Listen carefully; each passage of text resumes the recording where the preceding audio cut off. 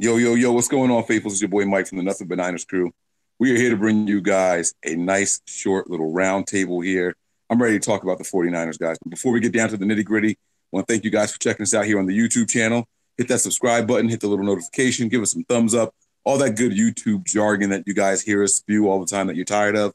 Get it done. And if you've done it already, find somebody else and let them know to do it also. Please, thank you. We appreciate it.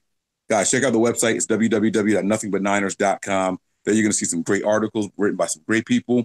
You guys are going to see some good photos by the fans. You guys are going to see our videos from here on YouTube. You're going to see our podcast, which is on iTunes, Stitcher, TuneIn, iHeartRadio, Google Play, all that good stuff. We're there, guys. We're there. But more importantly, you're also going to see our social media pages. We have Twitter and Snapchat. Both of those handles are Nothing But Nine ERS. And we have Facebook and Instagram. And both of those handles are Nothing But Niners. Now, no further ado, let's get down to business. My man Dillon's here. My man Nick is here. And we got some other people joining as well. Fellas, how you guys doing? Dillon, what's going on, man? It's good. It's good. Just got off work, ran home, and I'm ready for a little bit of roundtable talk. Absolutely. Nick, man, what's going on, baby? How you feeling over there? One arm Jack. Yeah, one arm Jack is right. Yo, what's going on? What's up? What's going on? Luke Kicks, Ricky Wright, Niner by Nature. Kicks. Yeah, man. I'm ready to keep talking some Niners, man. I know we're gonna talk about this win streak, but man, I see people saying I vote to keep winning, and I see people saying I vote to lose. Niner by Nature's riding that losing hard. Look, I can't see us losing. I don't want us to lose. So, but yeah, we'll get on with this, man. Well, luckily for Niner by Nature, we're playing the Bears. I don't see a chance in hell how the 49ers can win this game. I mean, they have, I think Akeem Hicks is questionable to play. Aaron Lynch is questionable to play, but come on, bro. If they still have Khalil Mack, he's going to be dominating. Nick Mullens is going to be running for us. Like, well, we're going to get to that. We're going to talk about all that stuff. But before we do, let's do some reflection. Let's talk about the win streak before we start projecting forward into it, okay? Guys, the Denver Broncos win, I'll be honest, it didn't come as a surprise. But the Seahawks win, that one was special. That one, you know, we start the season and we always say things like, you know, our record predictions and all that stuff. But if there's one game you could win, or if there's just two games you could win, it's always, or it's usually, if we're only going to win two games, let them both be against Seattle, right? Man, it felt good, especially because they really dominated us the last time. It felt good to beat Seattle. It felt good to beat Denver. Don't get me wrong. It always feels good to win, but there's something special about beating Seattle. And you see the post-game pressers, the team seemed really hyped up for it. You heard guys say, oh, you guys did it for Saleh, or you did it for me. Richard Sherman said that. You know, and Shanahan went on KNBR and was talking about how it's always special when you get to beat Seattle. I want to get your guys' thoughts on that. You can talk about the Denver game also, but did winning against Seattle mean more to you than a regular win? Was it different than beating the Broncos, or was it just the same? It's another win and one step away from that first overall pick. Whichever you guys want to go first, I don't care. Go ahead, Dylan. All right. Well, I mean, definitely. Anytime you can beat Seattle, we haven't beat Seattle since 2013, right? Yeah. I mean, who wouldn't want to beat Seattle? We hate Seattle. We all hate Seattle with everything inside of us. Seattle, anytime I hear the name Seattle, it doesn't even have to be the Seahawks. Just anytime I hear Seattle, I get pissed. I'm just angry. Of course it felt great. And it felt great to do it for Richard Sherman, too, honestly. It definitely meant way more than any win we could have gotten this year. Yeah, I mean, I pick up right where Dylan left off is, dude, I was super pumped. I had us winning by 3. I said that day, the morning of, I had a dream that night. We won by 3. Mike asked in the room, he's like, are we winning today, guys? And I said, yeah, we're winning by 3. And he's like, are you serious? I was like, yeah, we're winning by 3. And damned if we didn't win by 3. But look, I like that draft capital and I like that draft pick. But when it comes down to beating Seattle, it just means that much more to me. And not only beating them, but being able to contain Russell Wilson on those fluke plays where he'll get out of the pocket, make some time. DeForest Buckner was just on his game that day. He was catching, running him down. The defense really, really balled out. And you heard Richard Sherman and other players say that they were just embarrassed what they did to him in Seattle. And it was, to be able to get that redemption only 2 weeks later, coming off a win. The energy was high. I said it in the Denver game. I said, the energy was just so high. And I said, if the Niners, I said to Mike in the room, I said, if the Niners can come out with that type of energy, they'll win this game today. The first drive or second drive, those didn't go very well, but then the defense really finally stepped up. It definitely felt really good. And I don't ever want to see us lose. And I think there's tons of pass rushers in this draft that, we can go after, a Josh Allen or, a Sweat, even Polite. There's a bunch of different guys, but it really depends on what we do in free agency. So right now, I think winning for this young team is more important than draft pick than draft capital right now. Because if you want a person or a player in a certain place in the draft, you can always go and get them. It's just a matter of what you're going to give up. So if you really want to get somebody, you can really get them. But I'd rather see this team win right now with this youth to let them know what winning feels like, to help progress them into NFL players, help them, because losing's not fun by any means. And you saw in the locker room, these guys aren't looking for a number 1 draft pick. They're looking to win now. So, but it made it that much more special beating Seattle. We can't even argue that fact. Yeah, I was watching the game again, and believe it or not, I think the turning point in that game happened super early. I think the turning point in that game, what allowed us to beat Seattle, was that Richie James kickoff return for a touchdown. Because I think our first 2 or 3 drives didn't result in any points as far as the offense having the ball. The Seattle marched down the field in their opening drive. They got in the end zone, like alluded to. And then we had the kickoff return that gave us the lead. Their next drive, we held them. They punted. But when they punted, it was like inside the 5. It was a crazy. Their first 2 punts, like inside the 5.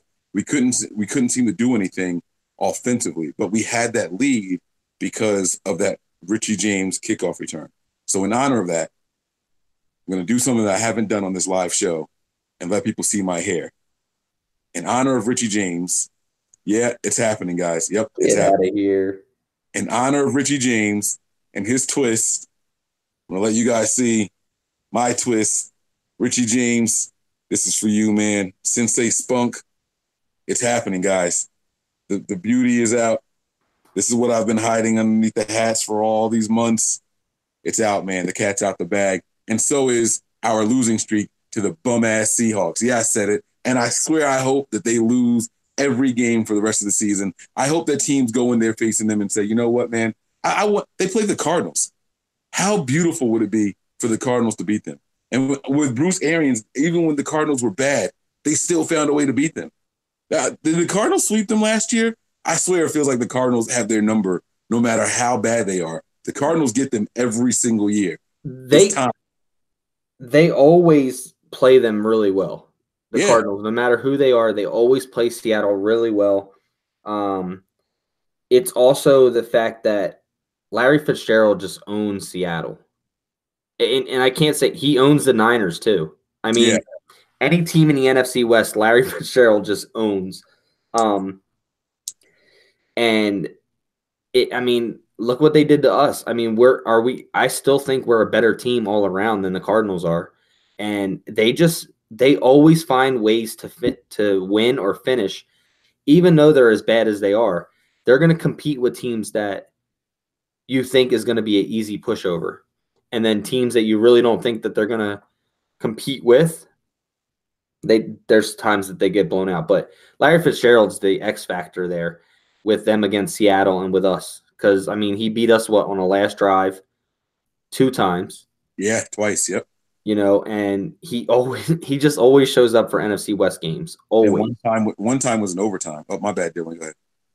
Sorry. Oh, I wanted to pick up a little bit off of what Nick was saying before Mike did his little hair reveal, and slide a little bit of what Niner by Nature is talking about in the chat. So I was definitely one of the hardcore Nick Bosa. Let's go! I was so hyped for Nick Bosa, but I'm kind of finding myself in a little bit of a middle ground.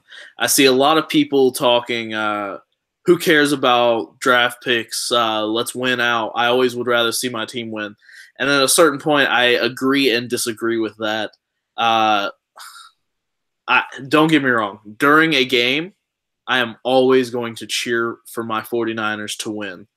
I'm never going to sit there and say, I hope that Nick Mullens throws an interception right here so we lose this football game. I'm never going to say that. But statistically speaking, logistically in my head, I'll know that not too much good comes from beating the Bears this week. All it does is it doesn't get us anywhere, and it just makes our draft pick go a little further. But at the same time, the Bears don't have a reason to win or even start their starters. They've already got the division locked up.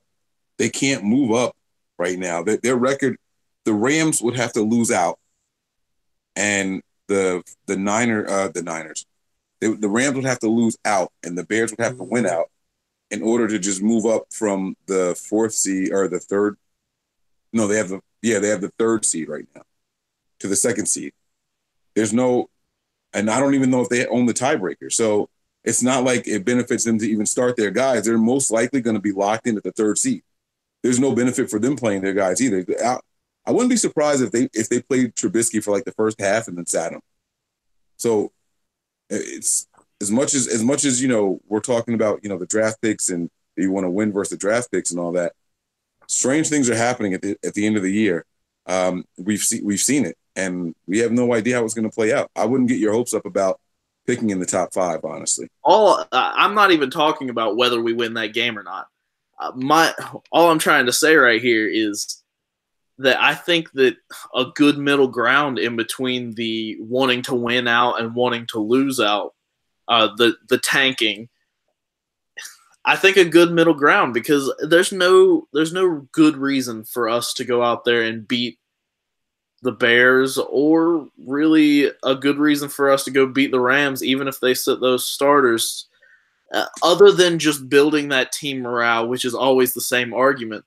But to say to Niner by Nature, he mentioned something about it was somewhere up here. Hang on one second. If you had the choice between winning a game against the Hawks or picking a game changer that's going to be the future of our defense. A little food for thought here, and this has nothing to do with the Nick Bosa situation. The year Khalil Mack was drafted, he was the 5th overall pick, and Jadeveon Clowney was the 1st overall pick. I want to throw that out there. You never know what's going to happen to a player until they get into the NFL. So I'm never going to truly want to risk everything for a player, if that makes sense. Don't get me wrong. I have complete faith that Nick Bosa is going to be an animal. And injury is a concern, as everybody has very blatantly pointed out, but Nick Bosa is probably going to be damn good. But like you said, Clowney and Mack came out the same draft. Clowney's really good. Yeah, I agree. He got the injury history, but Mack is really good too. Like, people are like, it's this guy or it's nothing. That's not how it is. There's 3 really good edge guys that we can get in the top 5 for sure. You got Josh Allen, you got Nick Bosa. I even like that kid from Clemson, Cleveland Farrell. I mean, he's got a motor on him too. Yep, I like him also. Yeah, people are talking about Polite. Like, there's guys to get. It doesn't have to be just Nick Bosa. Guys, look, I'm a huge Ohio State fan, and I'm not sold on Nick Bosa. Like, I'm really not. Like, there are players that have come out 1 through 5 that have done nothing in the NFL. There are players like that. You don't risk just losing and tanking for one player. This is a system-based defense. All 11 players need to do their job for things to be successful. Okay, fine. We go and get this great pass rusher, right? And he's causing havoc. But we only have 5 picks. And I hate to tell you this, but I really don't think John Lynch and them would have picked Nick Bosa anyway. I really think the pick would have been traded. Then you guys would have all been upset and ready to fire John Lynch and fire Kyle Shanahan because he didn't take the number 1 pick. We have 5 picks in this draft. We can easily pick up. I really think we're going to address our pass rush in free agency this year. We are going to spend money in free agency this year, whether it be a D Ford, a Franklin. Hey, D Ford ain't going anywhere. Dude, you never know. You can put anything on the line and get any player you want. You can't say that you can't. If they, I just don't think there's any chance D Ford's going. All right, so you think every pass rusher, a D Ford, Franklin, DeMarcus Lawrence, they're all getting tagged or all getting re-signed? I think DeMarcus Lawrence is definitely getting re-signed, and I think D Ford is definitely getting at least tagged. All right, so then you have Clowney. You have Franklin. How much are you going to go spend on Clowney, who's had the terrible injury history? It doesn't matter how much you spend. I don't think they're going to spend a whole lot on him, but they can draft somebody later in the rounds. And I think John Lynch said in an interview, he's going to pick up veteran preferences. He's going to pick up veteran preferences in free agency, and then he's going to go and draft people so that he has vet preference or, vet status, and then have young guys. So I really think that this is an easy letdown for us, to where if we're winning games now, the players and the front offices and stuff feel good about that because they don't bust their tails to lose. I mean, you've seen the way the locker room was. But I really don't think we were going to pick Bosa anyway. I really don't. I want to say that outside of a miracle where we end up with D Ford or DeMarcus Lawrence, which, like I said, I seriously doubt that will happen. If we leave it up to free agency to address the pass rusher, I will be disappointed because I don't think anybody else there in free agency has what we need. I don't think Nick was saying that we're just going to leave it up to. I could be wrong. I don't think that Nick was saying that we're just going to leave it up to free agency. I've thought from the beginning that this is a two-part move. I think it's going to be free agency and the draft. Oh, that's what I've wanted all along. And I think depending on who we get in free agency depends on how far down we're willing to move in the draft. So let's say we get Ziggy Ansah, who is probably the worst guy to bring in. Okay. That's going to be like, all right, guys, there's no trading back to number 10. We got to kind of stay where we are. You know what I mean? Or maybe only try to trade down to 6, but no lower than that. But if we get a guy like Ford, or if we get a guy like Lawrence, and we don't know who's going to be available, but we get a guy like that, then all of a sudden we can trade down a little bit more because we have a really good guy and we have someone who has a ton of potential that we can groom, like the Clelin Ferrell. You know what I mean? Like then all of a sudden, Clelin Ferrell's not projected to be in the top 10 at all. You know what I mean? All of a sudden, we can trade out of the top 10 if we get a guy like Lawrence or Ford. So I think it's a two-pronged attack. It's free agency as well as the draft. Even a guy like a Polite, like even somebody like that can be groomed, like Mike was saying. I think that it depends on who we get in free agency, like Mike was saying. And then on top of that, we're going to draft somebody young to eventually take over for him and be groomed. Don't get me wrong. I'm not sitting here saying the Niners don't need a pass rush. Like I'm not saying that at all. I think we really need a pass rush. But I just think that to just tank the rest of the season just for a 1, 2, or 3 pick, I think there's other ways of getting those pass rushers. I mean, John Lynch could come out and say, you know what, we'll give you our first round pick next year, a second, blah blah blah and move up. He could easily do that if he wanted to.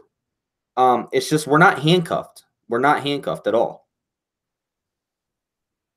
We got some faces on here, some familiar faces that we haven't seen in a while, though.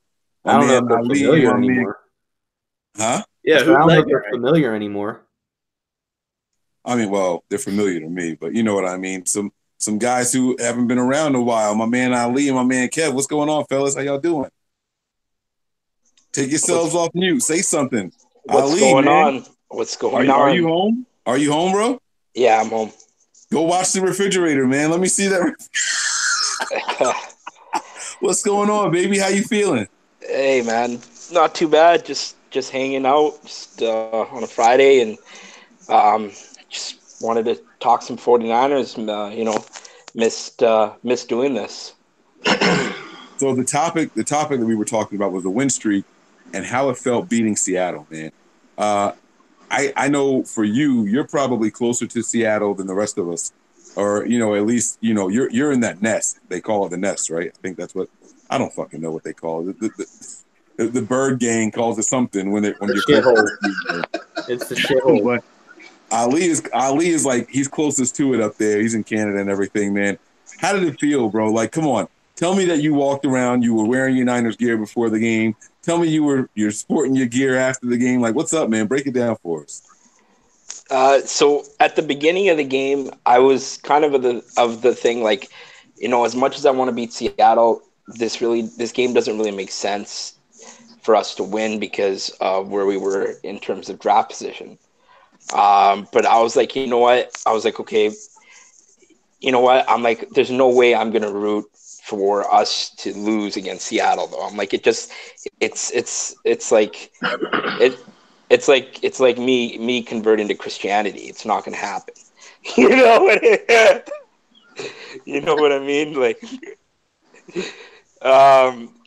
but so the game started. I'm like, that was a bad opening drive. We got scored on. They took it down on us, and then Ricky James answers back, and it was like, holy shit. This is starting to feel a little bit like the Denver game. These guys are I don't know if someone mentioned it, but they were playing with a different sort of like you could feel that it wasn't like the rest of the games in the season. They had a sense of urgency. There was energy and urgency. There was when Russell Wilson dumps it off to screen to Chris Carson, there wasn't one, there wasn't two, there was 4 or 5 people running to the ball and going to make that tackle. And that's not something that you saw all year. So it was great to see it. And so the game went on. Rich James returned that, and Nick Mullens was doing his thing. The defense was eating. Defoe was eating. Fred Warner has been playing like a stud. Our D line, there was a lot of depth from the interior with Blair, and Armstead's been playing well. And we went against Seattle and we smacked them in the mouth, man. And there was no better feeling than doing that. It was just it was a long time coming, man. We're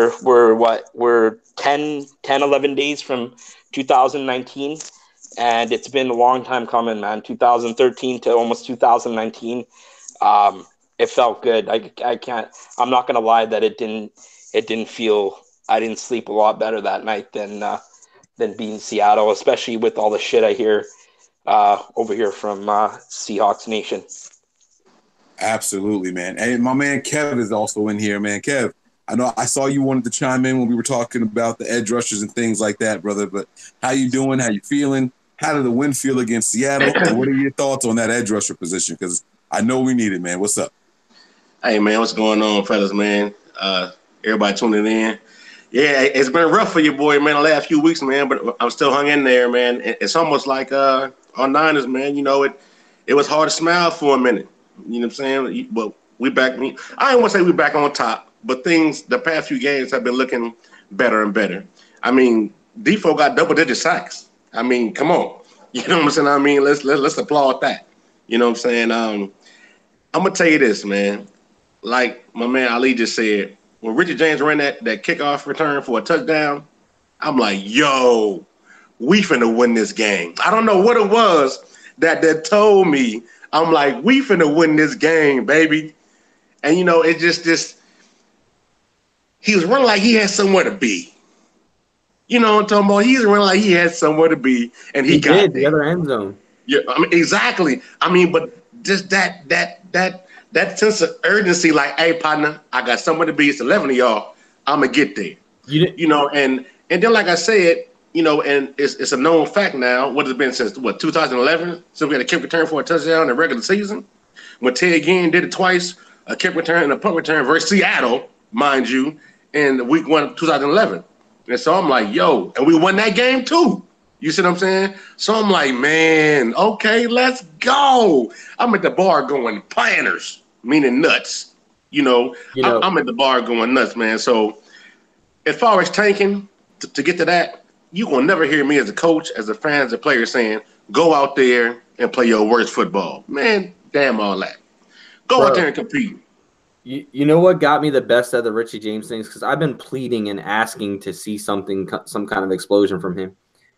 But was his fate when Shanny and everybody was going over congratulating him? Right, dude. He just had that stank look on his face, like, motherfuckers, I told you I was going to do it. Like, I told you.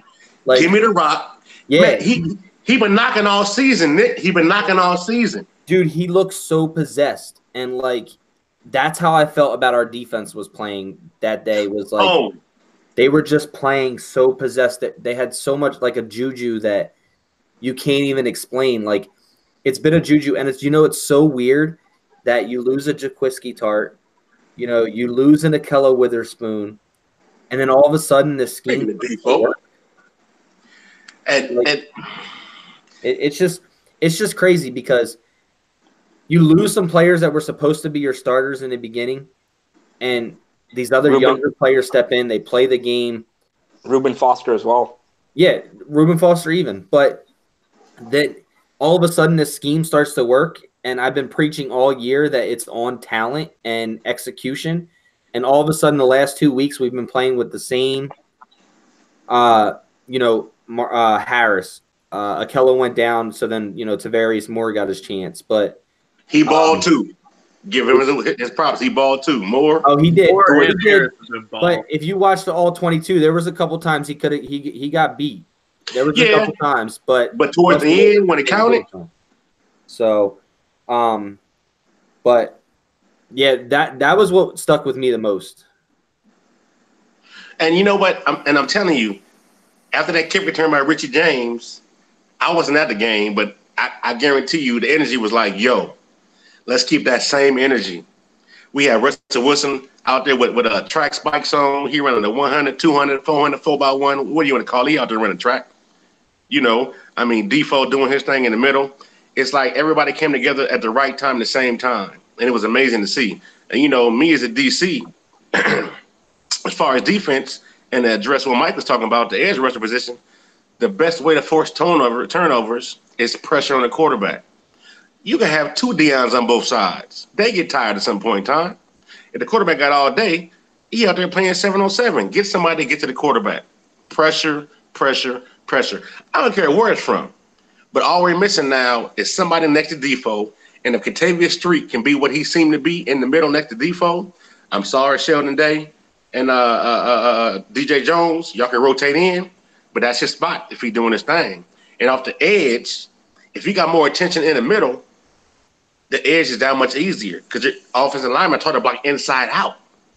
So we get that edge together, and we get one more, maybe two corners back there. I like Moore, the boy Harris, and he made a big play the game before last on was a third down, and I'm like, let's go. That's how you play defense, baby. Let's go. Get off the field. Let's go. Kevin's fired up right now. Kevin's fired up. Hey, man. Listen here, man. Mike, I saw you trying to jump in and chime in. What were you trying to say? Bro, I don't even remember. Listen, man. Like it's my bad, Mike. No, you're good, man. My thoughts are all over the place, man. Dillon's over there on mute mode, but I did want to talk about a couple of things though, and everything that you guys are saying are right. and I'm fired up too. I got the game playing over here right now. I'm watching the Seattle game again. I just started the second half and everything. You know, watching these youth. Oh, that's what I was going to say. You're talking about the youth stepping up, right? We lost all these players. Youth have been stepping up and things like that. Kyle Shanahan said something that was very interesting. It was an impressor during this week. I can't remember if it was.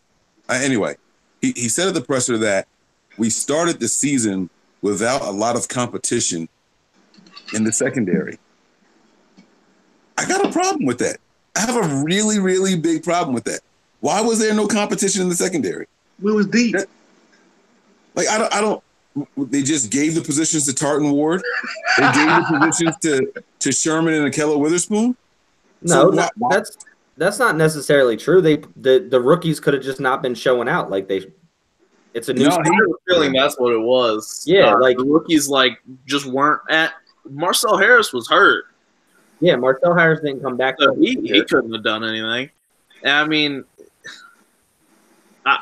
DBs always they take some time to get into their groove. Even like Jamal Adams, he's just now getting into a real groove, and he's a beast. That's what I think it was is mainly, you know, it's just like the whole time when I was calling for Nick Mullens and people were like, well, obviously, you know, he's not doing anything in practice to show that he's better than CJ Beathard. It's pretty much the same type of shit because now Nick Mullens is on the field. Who's better? I bet you I won't find one person to argue me about Nick Mullens anymore with CJ Beathard. Not one. Not one 49ers fan will argue with me that CJ Beathard is a better quarterback. Not one. Well, but, you know, I mean. Maybe his parents. It could be my weird wiring. And, Nick, you know how I am. I hold on to things not said. I'm a body language person. I listen to what people and players and coaches say, and I listen to what they don't say. And it hit me weird that he said that we didn't have any competition in the secondary. I had a big problem with that. And it was like, I get it. Like, you know, you had Tart got the extension and everything, but how could Adrian Colbert have been the guaranteed free safety? He was a 7th round pick. How is he guaranteed that spot? Probably because of his play at the end of the year. Exactly. What hurt Adrian Colbert this year is not his speed from sideline to sideline. I think his studying hurt him because basically when they talk speed from sideline to sideline, they're not talking about how fast you are. They're talking about route recognition and being able to understand route concepts and stuff like that and being able to break down the field and cover from sideline to sideline. Adrian Colbert completely flawed on that this year. Process information. I think it's also important to mention with Adrian Cole, I'm not discrediting anything you said because I think you're absolutely right. But he also was dealing with that injury all year. So I think that had a little bit of an impact on his play too. We're all missing it. We're all missing it. Shanahan has been talking on it since they benched Akello Witherspoon. Shanahan's been dropping hints about what happened with specifically Witherspoon and Adrian Colbert. He says that when you get complacent, when you think you've arrived, you're further away than what you were before. That's why I love George Kittle. He's out there saying, you don't ever arrive. Oh, man. That's exactly it, baby. That's exactly it. Shanahan has been saying that since whenever it was that they been, what was it, week 4, week 5, when they benched Witherspoon, because these guys come in there and they feel like, oh, I had a good end of the year. I'm already here. I've arrived and I'm ready to keep going. And Shanahan will also echo, you either get better or you're getting worse. There's no in between. You're never staying the same. And if you think you've arrived, then there's no reason for you to try to improve. If you're not improving, that means you're getting worse. Go ahead, Kev. I see you. Hey, I mean, right along. Oh, first of all, Mike, Tua's game over here in the crib. I'm with you, man. I'm with you with Tua's game, man. Man, but I can't with y'all. We holding it down, Nick. Stop hating. We holding it down. Don't hate, Nick. Grow you some, Nick. Grow you some. You guys are seriously into a 49ers salon and shit. Seriously, man. Like what you were saying about people who can do a job and people who can't. If you notice, even though I haven't been on social media the way I've been over the past few months, the same things have been happening. Blown coverages, missed tackles, missed assignments. In the last couple of weeks, we've had a couple, but they've been less and less. And my only knock on Saleh so far has been not so much where to put his talent, but how to use his talent. If he can't tackle, he can't cover, find somebody who can. Unfortunately, somebody who can may have been hurt. But my point is, if you can't get guys out there who can do their job, find somebody who can. And it seems like now that the younger guys are getting their chances, we're seeing, okay, well, maybe just maybe we need to rethink this. You know what I'm saying? So I'm telling you, defense, football, period, communication, knowing your job, trusting your eyes, knowing your keys, making plays. And over the last few weeks, we've gave up less and less of big plays. There's still a couple out there that I'm like, who man was that? But, you know. Go ahead, Nick. I see you. I just want to touch on that because that goes back to kind of what you were just saying about how Kyle Shanahan said that there was no competition. Robert Saleh couldn't make those changes because those DBs weren't ready to go in and play. Okay. The more and more time that they got, and he started making changes, and it could have been just because of injury, because they're not going to take Tart out. Tart was still balling. Tart was still playing well. But Marcel Harris just has this different – you know what it is? It's the hungry factor. And that's basically what it comes down to with these players. Because Jaquiski Tart was not the same player from when he was fighting for a position. You can sit here, you can argue with me all you want. Jaquiski Tart is not the same player he was 2 years ago. Hey, hold on, fellas. Fighting for a position. If you guys can mute, yeah, there you go. I'm shaking my head at no, it's not the hungry factor because I believe wholeheartedly that Ahkello Witherspoon was hungry. I believe wholeheartedly that Adrian Colbert was hungry. I think those guys were hungry, but I think that they heard so much praise. They looked at the film and they thought they were so good that if I keep doing exactly what I was doing, it's obviously good enough. But what rookies fail to understand, there's a reason that you hear the sophomore slump phrase thrown around so much. It's because the rookies, they do well. They think if I keep doing it, I can maintain my success. No, you're doing this well. All right, well, then offenses are going to focus on what you're doing wrong and what you're not doing well, and then they're going to exploit that. You get what I'm saying? That's why go ahead, Dillon. That's why people go through the sophomore slump, though. I think everything you just said actually helps Nick's argument because whenever you are hungry, you continue to improve your game. You continue to make those changes so people can't figure out a way to get around you. You have to stay hungry. You have to stay improving and changing your game the entire time you're in the NFL. Exactly, because if you're not hungry, you get complacent. You need to go out there every single day and not let somebody beat you. And Eric Crocker says it all the time. You need to continue to build on your craft every single day because the minute that you stop, somebody's going to find what you didn't continue to build on, and they're going to take advantage of it. And that's what was happening with Ahkello Witherspoon. That's what was happening with Adrian Colbert. They had their mindset to where they got complacent and they weren't hungry anymore because thinking exactly what you just said, not thinking anymore, thinking that, okay, I perfected this and this is the way I'm going to do it. And then what you said, but hungry is continuing to grow, continuing to want to be that person, be that player. So that's where I think you're kind of saying the same thing I am, but just in different wording. I mean, that's the way I think you're saying it. But I think the best thing that could have happened to this team are the injuries, and not because I wanted to see people bench, but because other young, hungry guys got their chance to show, if you mess up, I'm right on your heels. I'm right here, and I'm ready to take your position. Slip up once, and I'm going to catch you.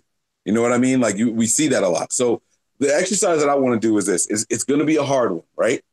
I want you guys to tell me a player that you're looking forward to seeing on defense next season. Doesn't mean that they're going to be a starter. Doesn't mean that, they're going to replace someone who starts. So I want you guys to say like Tavarius Moore. I'm just giving an example right now. Doesn't mean that he's going to replace Ahkello Witherspoon. But you can't say someone that was already been said. So I want to throw it to Ali first because he hasn't said anything in a while. And it's going to be harder and harder. The person who goes last going to have the hardest time. We're going to talk about the defensive side of the ball because that's where we're seeing the most improvement. Let's be honest. Shanahan can scheme. Shanahan can draw up plays, and if the quarterback can execute, we're going to hit wide open guys. We saw George Kittle go for 210 yards in the first half. You know what I mean? And then the defense schemed up a way where they just took him out of the game. So he didn't beat the all-time Shannon Sharp record, but the offense we can get to later. I want to focus on this defense because Robert Saleh has been a guy under a lot of scrutiny, and they've seemed to have flipped the switch. You know, I was watching the Broncos game earlier today, and Lindsey was the hype. He was the buzz of what was going on. 15% battery. I got you. Lindsey was the hype of what was going on over there in Denver, especially because Emmanuel is going down, and they lost their safety in Harris or whatever. They lost two key players, and everyone was talking about Lindsey can still hold them down. Lindsey can still hold them down. I was watching that game, and through the first half, it seemed like as soon as Lindsey touched the ball, the Niners defense was there. Boom, they were swarming. Robert Saleh had those guys ready. So I'm going to give it to Ali first. I want us to say a player that we're looking forward to taking the next step next season in the 49ers defense. But whoever goes after Ali, you can't say a player that has been said already. All right, so Ali, take it away, man. So I'm pretty sure that this one will be said, but I'm going to take it anyways because he's just jumps off the page as someone that I want to see next season because it's year 3 for him, and that guy is Solomon Thomas. And the reason why I say Solomon Thomas is because there's been a lot of just different things said about him that he can't do this, a lot of stuff that he can't do. One thing we have seen recently in the last few games is we've seen a lot of things that he can do.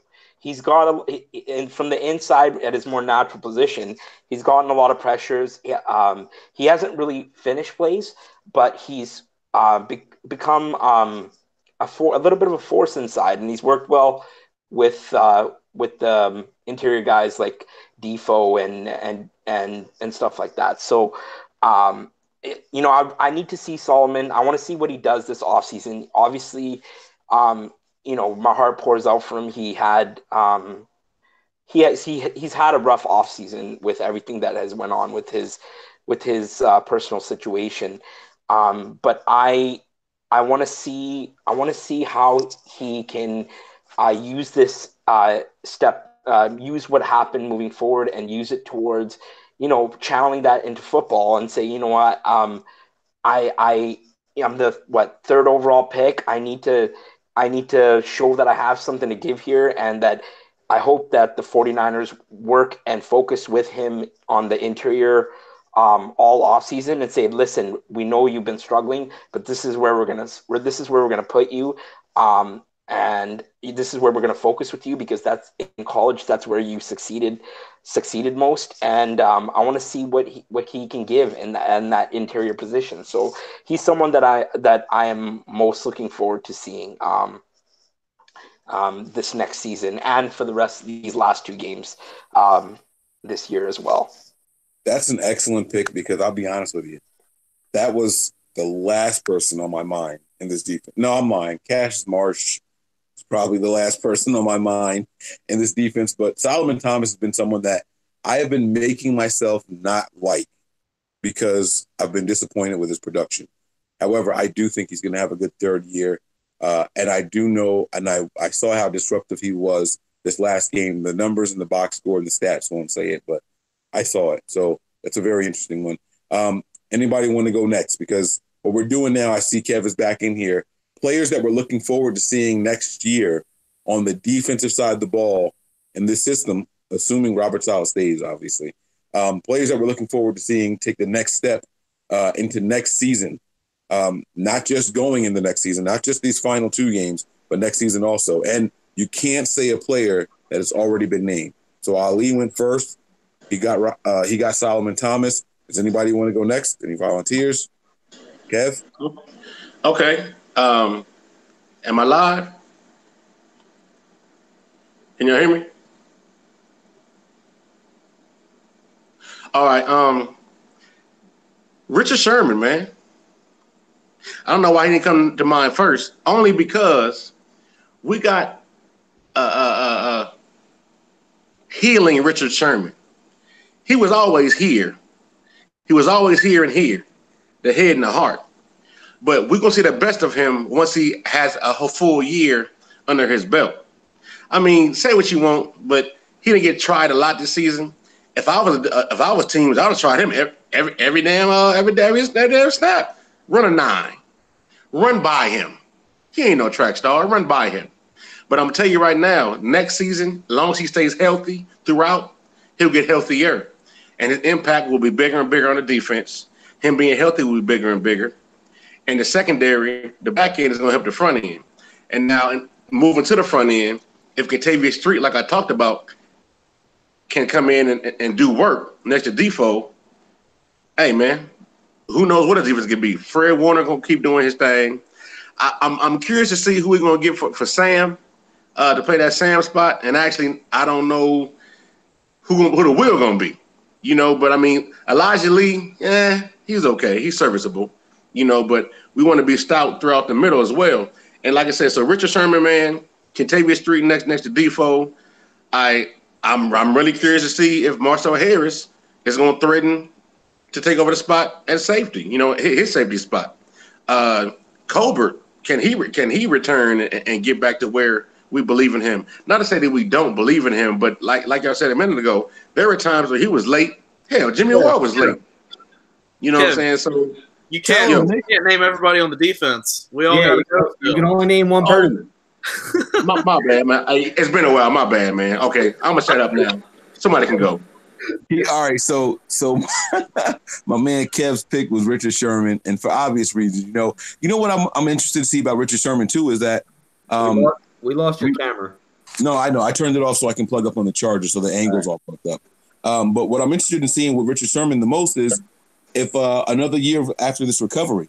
You know, I've heard a lot of he's not making excuses, but you know, the experts, the analysts, the pundits are all saying that, you know, that this injury could still be hampering him. He could still be a step slower.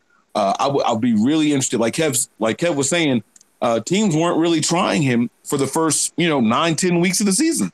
Richard Sherman got off pretty easy. What do you have, 20 targets in the first 10, 11 games? That's nothing.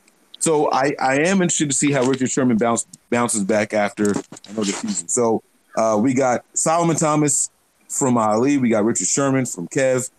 Nick or Dillon, which I guess Nick's gone. So Dillon, it's on you, baby. Who's your player to highlight? One guy that when Kev was listing the entire defense and taking everybody away, this isn't my guy, but I do love Kentavious Street. We've all talked about him a little bit earlier but my guy, and I feel like I'm stealing it right from under Mike, and I hate that his camera's not on for me to see his face if I am stealing it from him.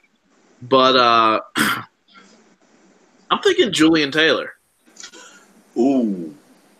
Oh, I didn't get him. Okay. Well, anyway, I'm going to go on my Julian Taylor talk. We all saw that really good preseason he had, and I don't know if anybody's been paying attention to him because he's not making those big waves that we would have liked to see.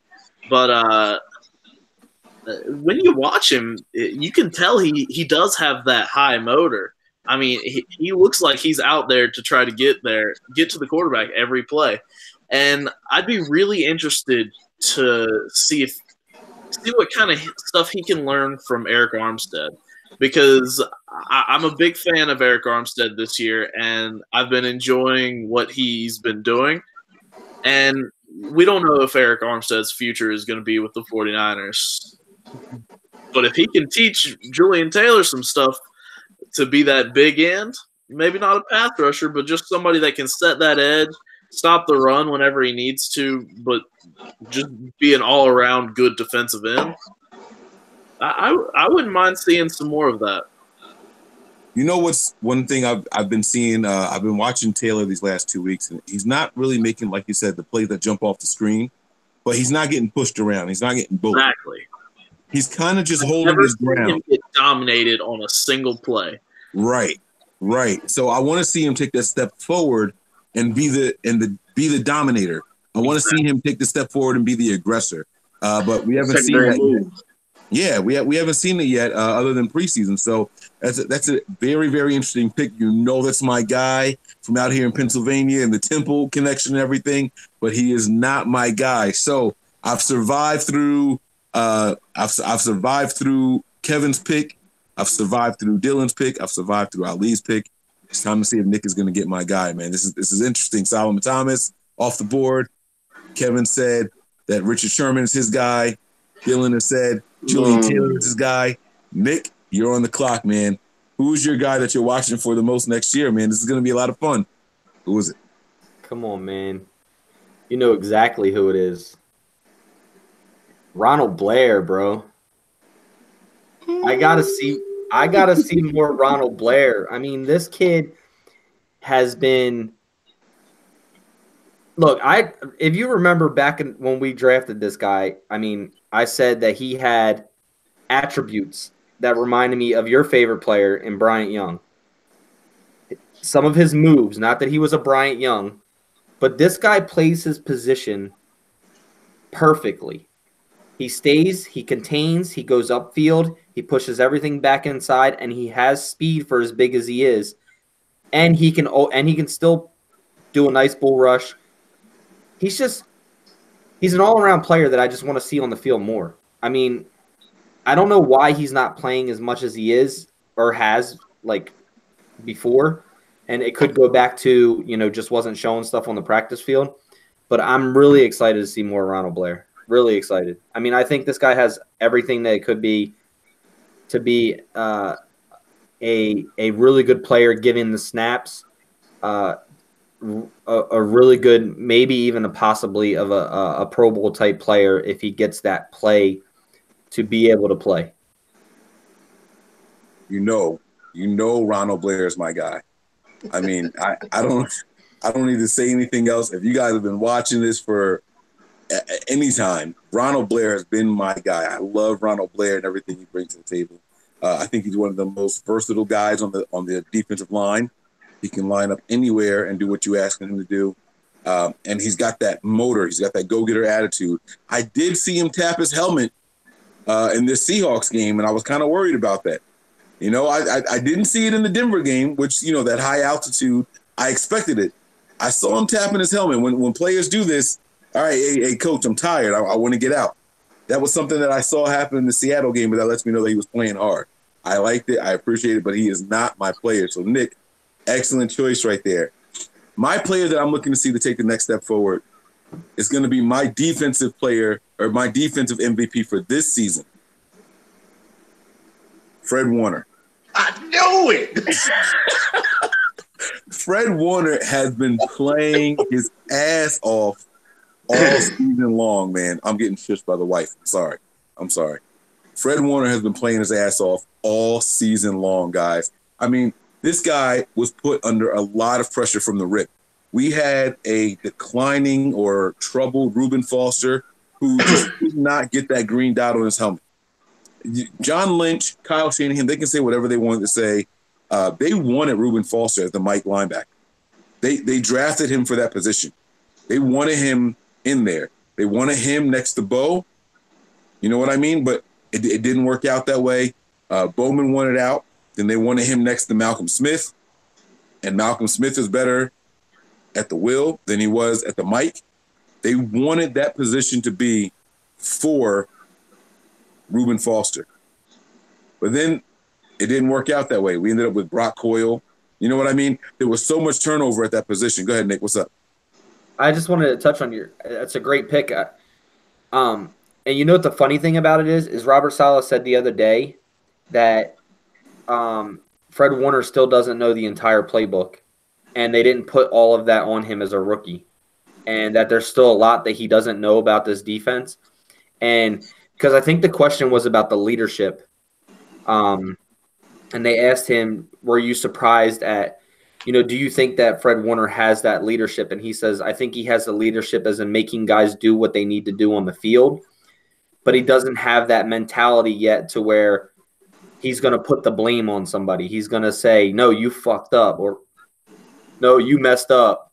or no, you did this. And then somebody was like, asked him about the playbook, and he's like, no, he doesn't even know the whole playbook yet. Like, we haven't even installed all of that in his brain yet, and we wouldn't do that to put it on a rookie. So I think that's kind of shows right there that what kind of player that Fred Warner can be. And I think he's one player that I could say that, and this is why I didn't name him, is I can't name him as to somebody who I think is going to have that type of sophomore slump, because we know what he's capable of, and he's only going to get better by seeing him play so much. So that's kind of why I didn't go with Fred Warner, because we know what we're going to get out of Fred Warner. Well, what's interesting is that I don't think Fred Warner makes all the right calls. I don't think he makes all the right reads, but he's one of those guys that this is what I feel. When you're on defense, sell out. If you're going to be wrong, be 100% wrong. Be the first guy to the wrong spot. That's Fred Warner. I see it in every single snap, man. I appreciate everything Fred Warner does. I believe that he gets the guys lined up in what he thinks is the right position. And if they're going to be wrong, they're going to be wrong together. There's the secondary, the play has improved and all that stuff. I can't say this is the fault of Fred Warner or not, but Fred Warner is one of those guys that, like, I'm watching the Seattle game. He might not make the tackle, but he's one of the first guys there every single time. If he's not making the tackle, he's slowing them down. You know what I mean? They got this raw deal, this goal line. I want to turn the screen to it right now. All right. Oh, shit. Wrong button. I'm going to turn the screen to it right now. But there's this goal line stance right here. They're going to go for it on 4th and goal. And we're going to get gypped on this play. This is the play that we get gypped on this 4th down drive. Yeah. Watch Fred Warner right in the middle. Carter scored. He gets there. There should have been a whistle for forward progress. There should have been a whistle for forward progress. My point is, they get there, they're wrong, but they're committed to being wrong. I'm okay with that. If 11 guys are on the same page, that's what I hate seeing confusion on a defense. I don't want 5 guys going one way, 3 guys going another way, and another 3 guys going a different way. Make a call and stick with it. And if it's the wrong call, it's the wrong call. You get what I'm saying? That's on the coaching staff. I see you, Kev. I see Kev is like, no, hell no. I don't want people to be wrong. That's on the coaching staff. If the coaching staff gives you a play, you got to execute that play. And if they give it to the guy with the green dot on to make that call, he's got to make that call. And people have to listen. They have to respect him and his decisions. And we're seeing him be respected throughout this process. And we're seeing him commit to it. Mike, going into next year, do you want a rookie playing next to Fred Warner, or do you want the Niners to sign a vet? That is a great question. I don't have an answer for you. I don't want just any vet, but I also don't have a not just any vet, but let's say, and I wouldn't mind Brock Coyle coming back. This is, for example, just an example. This is not. I'm not saying we should go get him, but let's say they brought like a Sean Lee in to play next to Fred Warner. But Lee plays middle though, so you talking about moving Fred now? Possibly, yeah. Even if Fred was going to stay and they decide to make Lee play, Will, I don't want Lee, because Lee is about as durable as a wet paper bag. I'm sorry. I don't want Lee. No, of course. I'll take Brock Coyle. I'm just using that as an example. No, I get you. I'll take Brock Coyle. Give me Brock Coyle with a rookie that they want to groom for the first 5 weeks or so to learn the position. Brock Coyle has so much time in the system. He knows it, and he knows both linebacker positions. Give me Brock Coyle. Go ahead, Kev. I see you want to jump in. It's your I say it from Jump Street, not just as a DC, but as a football fan. I didn't like Coyle at will to begin with. I'm like, no. You know what I'm saying? So, and he's too small to play Sam. So when Ali asked the question, who you want next to Warner, to the left or to the right? You mean it's Sam or Will? You know what I'm saying? Because you asked me in the middle at Monster and Mike, okay, he cool there, but who we gonna have as Sam and Will? I mean, because we got to address that. I mean, they're going to be free agents and draft prospects, but you put him in the middle you can almost have any decent athlete that has a football smarts to the left or to the right. You know what I'm saying? So who here wouldn't take a flyer on Clay Matthews? okay, at Sam will though. Yeah, on the other side of Fred. Can he still run like that? He does it in Green Bay.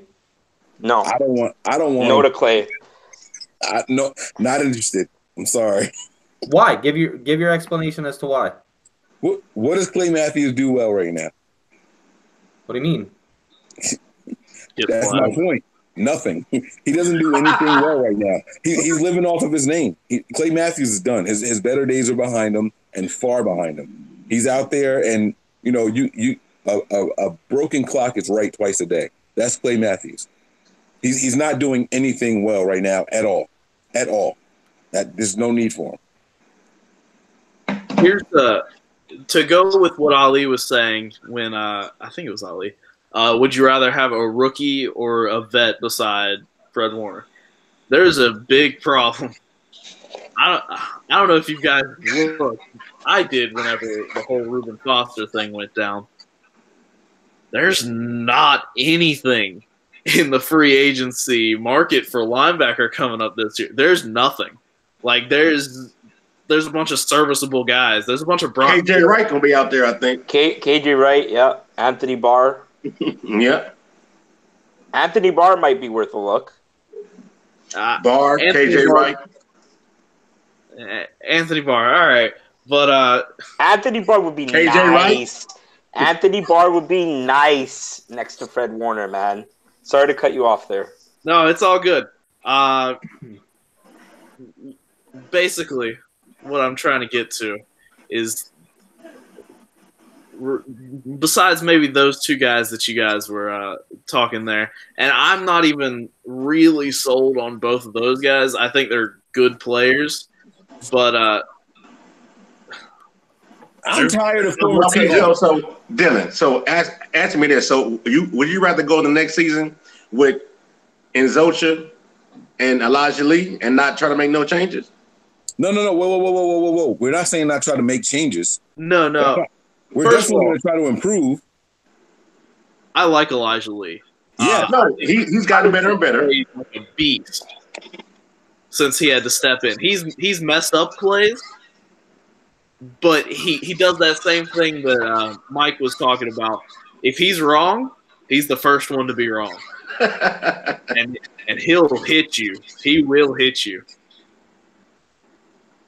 I like Elijah Lee. I don't like him as a long-term starter, but I'm with you on that, Dillon. I like Elijah Lee. I even like Nzoucha. I know people don't, these are names that people aren't familiar with and things like that. These guys are out there and they're playing hard, and they have their assignment. They get it here and they commit to it, and that's what I want to see. Because if they're put in the right place, it's a great play. You know what I mean? If they're put in the right position, it's a great play. You want guys who can take to coaching. And those two young men, Lee and Nzoucha, they do it. Elijah and Mark are right there, and they're on it, man. I do want us to try to improve the position, don't get me wrong. That's not what I'm saying at all. But it's just a matter of, he asked, would you want a rookie or a veteran? I mean, God, that is, it's a tough decision because I don't have an answer. I guess I would go with. You just want a good player. You just want a good player, man. I would go with veteran because I want somebody with a little bit of experience, and we can groom the guy underneath him. That's the answer that I would have. So I guess it's veteran. You guys brought up another interesting point, and I'm losing it right now. I was trying to remember what it was. My alarm. I got 7% battery, so I'm probably gonna have to get out of here soon. I wanted to do the exercise for the offensive side of the ball, but I want to ask Nick before we do. What was the room saying? We went through our whole list. Were people talking about players that we didn't name? Were there any defensive players that so we had Ali with Solomon Thomas. Kevin was next with Richard Sherman. Dillon went after him with my man Julian Taylor. And then Nick went with wait, don't tell me. Damn, I was making a point to remember everything. I had this good.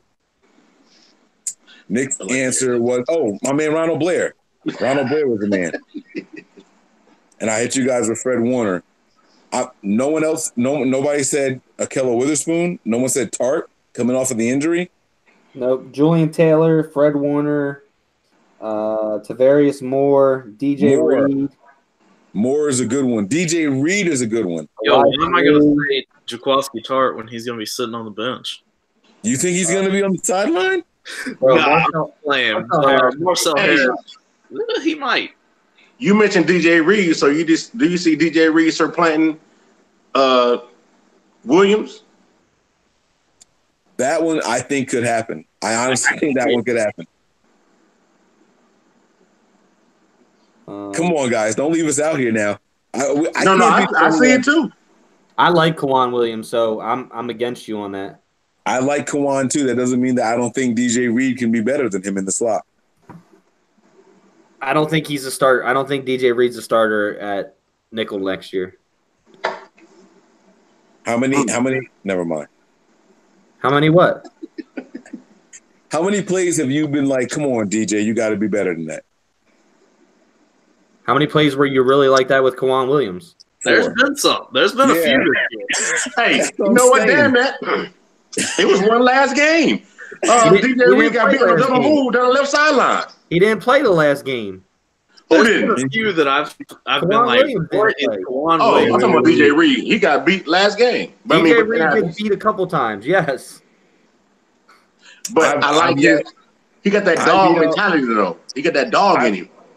I have yelled at Kawan Williams way more than I have yelled at DJ Reed. To be fair, Kawan Williams has played more than DJ Reed. Exactly. Hey, now I will say this, though. A double move at the right time is going to beat Dillon.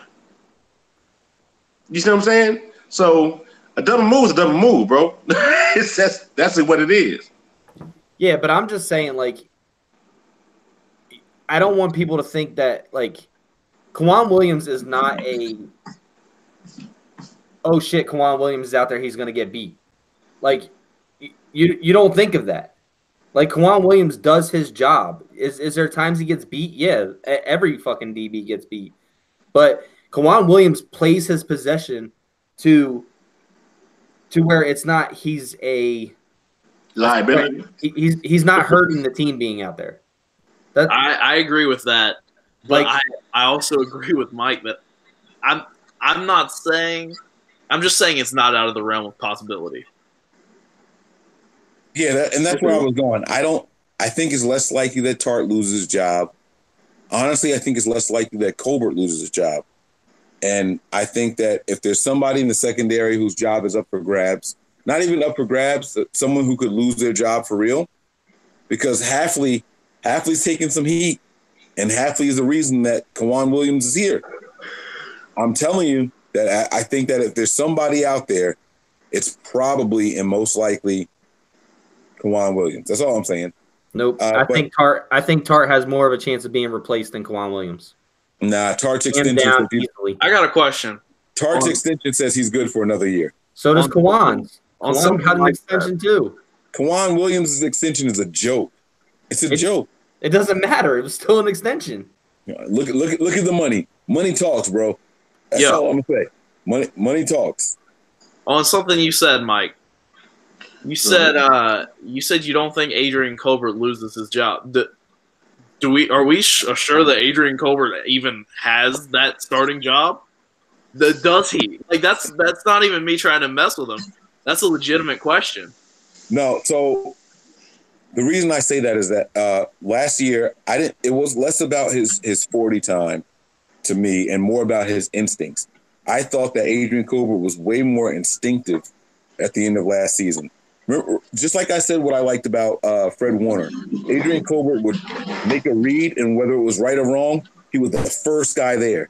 And his 4.32 speed was what made it special, 4.28, whatever his speed is, right? And that's what I really liked about him. He would make a quick decision, and then physically he was able to react to it and attack on that position. I think if he brings that back, I think this year it was more of the wrong reads. Like Nick was saying, that he lost it up here. It's not about how fast you are. It's about how quickly you can properly read, diagnose, and react to it. He lost those steps. Last year he had him. This year I think he was like, "Oh, I'm so good, I got it." You know what I mean? Like Nick was saying, he lost the hunger. I think he brings that back, especially because there's pressure on him now, and I think he's going to be all right. I think he earned that spot back. There's going to be a lot of pressure on him when Earl Thomas comes. So. Oh, here we go. Here we go. Hey, listen, guys. I got 4% battery left, so I wanna change it up really quick. You guys can keep rocking, but I want to I want to do the same exercise but on the offensive side of the ball. And if there's no objections, I want to go first because I probably won't make it through the entire thing. I want to talk about offensive players that we're looking forward to seeing the most next season. Guys that we want to see take the next step. Anybody opposing me going first? No, Dillon's opposed to it? Oh, okay. I was going to say, all right, I won't go. All right, so I'm going to go first. I'm going to go with somebody that you guys probably don't expect me to say, but it's Jerick McKinnon. I'm really interested to see what Jerick McKinnon can do next year because I don't see the need for him on this team at all. I don't mean, I'm not trying to sound rude. I don't know what Jerick McKinnon is going to bring to the table that we didn't get from Breida, Morris, or Wilson this year. I've never seen Jerick McKinnon be the running back that Matt Breida was this year. So I've never seen Jerick McKinnon be the running back that Jeff Wilson was minus the fumbles. So I don't know what Jerick McKinnon brings to this table that we don't have in two running backs already this season. Nick, what's up? I thought you before your phone dies. So Kwan Williams makes $7 million, and Jaquiski Tartt makes $20 million. Okay. So and you said that they would get rid of that whatchamacallit's contract really wasn't nothing. Tartt's he got $20 million. No, I said Williams' contract was a joke. I was the one saying that Williams isn't safe. I said Tartt's safe because of his contract. I don't know. Dude, Tartt's contract was way more than what Williams' was. That's why I think Tartt's going to be the safe one. I think Williams is the guy whose position's up for grabs.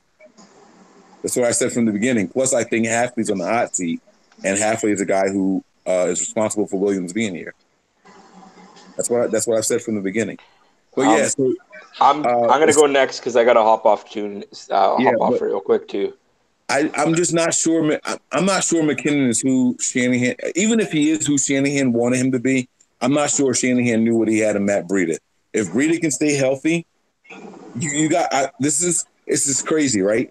I said the same exact thing at the beginning of this season, but my who I was keeping was flipped. I said we already have a Matt Breida in McKinnon, so there's no need for Breida. Let's get rid of Breida. Now I'm saying the same thing, but let's get rid of McKinnon.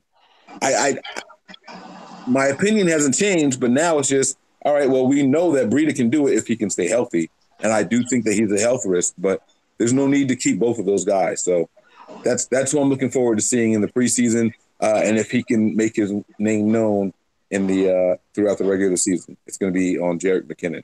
McKinnon's way better at pass protection than Matt Breida is, and way better hands out of the backfield. I don't know about how many. You're saying way better hands. What does Breida have? 2 drops all year? What are you talking about?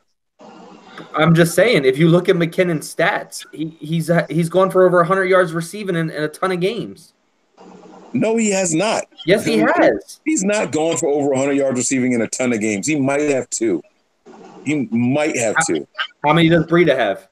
I don't know. None. Zero. I have no idea. I have no idea. But you can't tell me that he's a better pass catcher. Breida just doesn't get the targets that he was getting in Minnesota. Huh? He is a better pass catcher. Based off of what? Based off of his career. I don't know how you're determining that. You're just saying the word like because of career, but I don't know where you're getting that from. Matt Breida has been asked to do more on the ground and in the passing game than what McKinnon has ever been asked to do. No, you're saying with running. That's been your whole thing on McKinnon. He's not a rusher. He's not a rusher. I'm talking about a running back that can do both pass catching, blocking, and receiving. You got to be able to do all 3 for Shanahan to be his number 1 guy, right?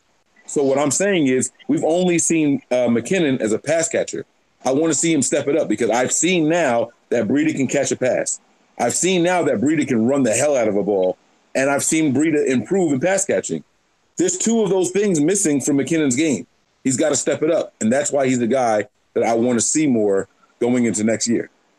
Because Breida's already proved that he can do it. McKinnon still has not proved that he can do it. Through no fault of his own, it's due to injury, but we haven't seen it from him yet.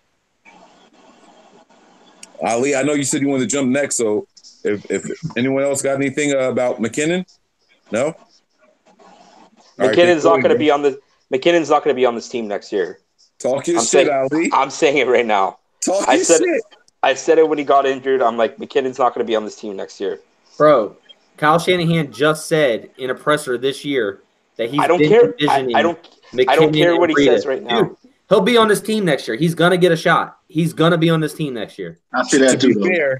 You're not cutting a guy without seeing what he has. Shanahan said that in week 6, though. It was like week 6 or 7 where they asked him, "Oh, wow, look at how good." They said, "Look at how good Breida's doing. Could you envision an offense with him and McKinnon on the field at the same time?" Shanahan's never said anything, and then the player was gone a few weeks later or 6 weeks later. Like, come on, man. But that's also players playing. McKinnon hasn't played. He's gonna get a shot to play. He's not. I see your argument. I see your point. But like, I don't know, man. I don't see him. So you're gonna get rid of McKinnon and what? Keep Mostert? No. What if McKinnon? No, someone else. McKinnon and keep Jeff Wilson? No. I'm not here for the Mostert disrespect. All right. but I'm saying, who are you gonna keep over McKinnon?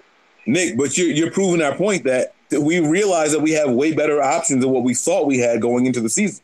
Mostert was actually pretty good. Breida was better than what we thought, and Wilson, other than his fumble issue, Breida was better than what y'all thought. My phone's shutting down. I'm out of here. What about Le'Veon Bell? Why? Why pay all that money? Why? I don't know. He's a good player, man. So is McKinnon. Yeah, but McKinnon's coming off a torn ACL. Hasn't played it. Gonna not play after a year and a half. Ali, come on. You know damn well an ACL in the NFL is nothing compared to what it used to be. So then let's get rid of Jimmy Garoppolo because he's coming off an ACL. And let's just keep Nick Mullens. And that's who my offensive guy is going to be. I want to see what Jimmy G, if he can stay healthy, how he is going to be coming off the ACL. So I'm very interested to see how he's gonna come back from this ACL. But going back to McKinnon, I don't know. There's running backs. There's way more running back depth than there is quarterback depth. Correct or incorrect? Depends on what you want for your system. We have more running back depth than quarterback depth. I'm not keeping a Jeff Wilson or a Raheem Mostert because of special teams over a Jerick McKinnon. Not doing it. Yeah, but we haven't even really seen what Jerick McKinnon can do. Bro, you've seen him with a piss poor fucking Minnesota Vikings offense. He was the third running back. He was behind the kid. Matt Breida shouldn't be on this team because he wasn't the best running back on the team. Now you're arguing that Breida should be here and McKinnon shouldn't. He was the third running back in Minnesota. He was the second running back in Minnesota.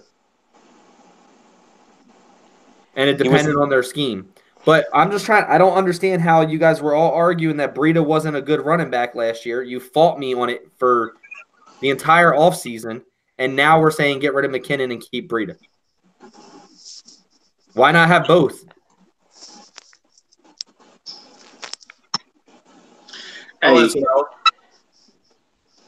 Now, it may not be my personal belief because I don't think I've completely decided on whether I want McKinnon on this team yet or not going into the future. But to play devil's advocate on why he could not be, McKinnon's contract was a little much for what he's done in his career. A little? Okay, a lot much. Thank you. Carry on. We paid him like he should be. Like he would be one. And we also made that contract to the point that we could get out of it within the early stages of it. 2 years. 2 years? Yeah, okay.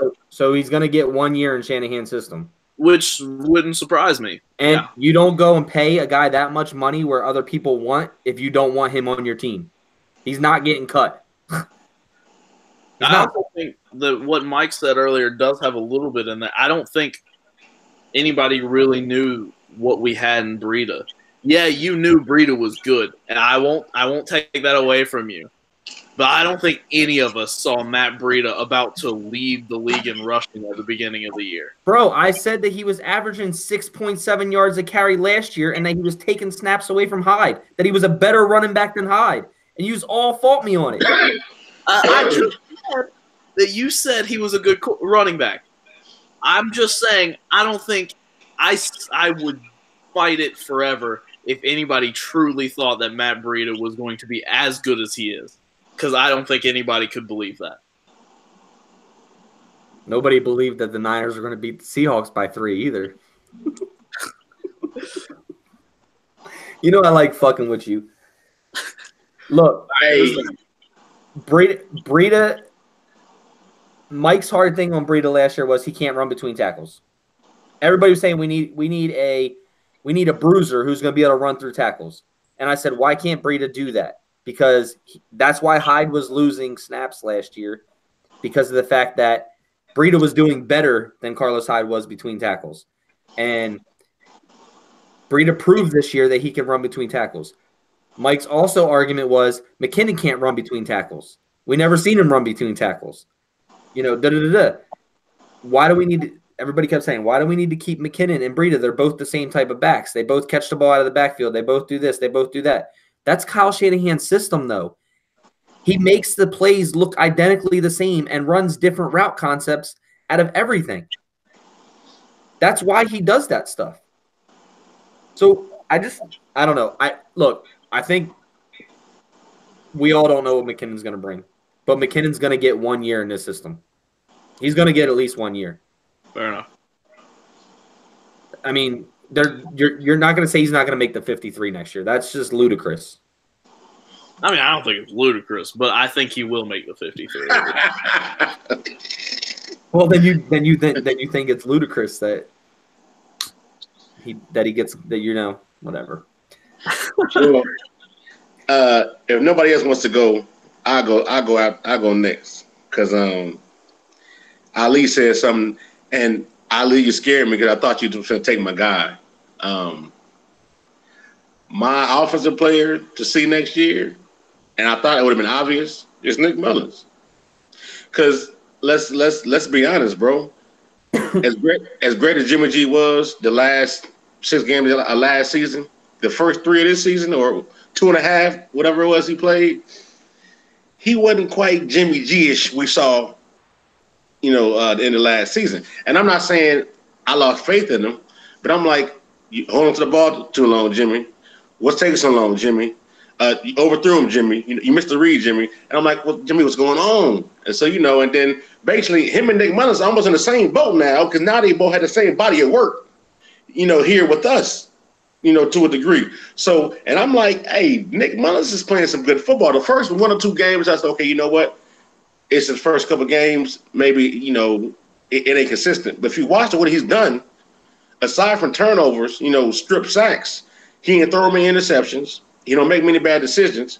I'm like, I want to see, and let's talk about that. Jimmy G with the ACL, who say he finna come back being the Jimmy G that we've seen? So as of right now, in my head, the starter is Mullens because we don't know if Jimmy's gonna be ready.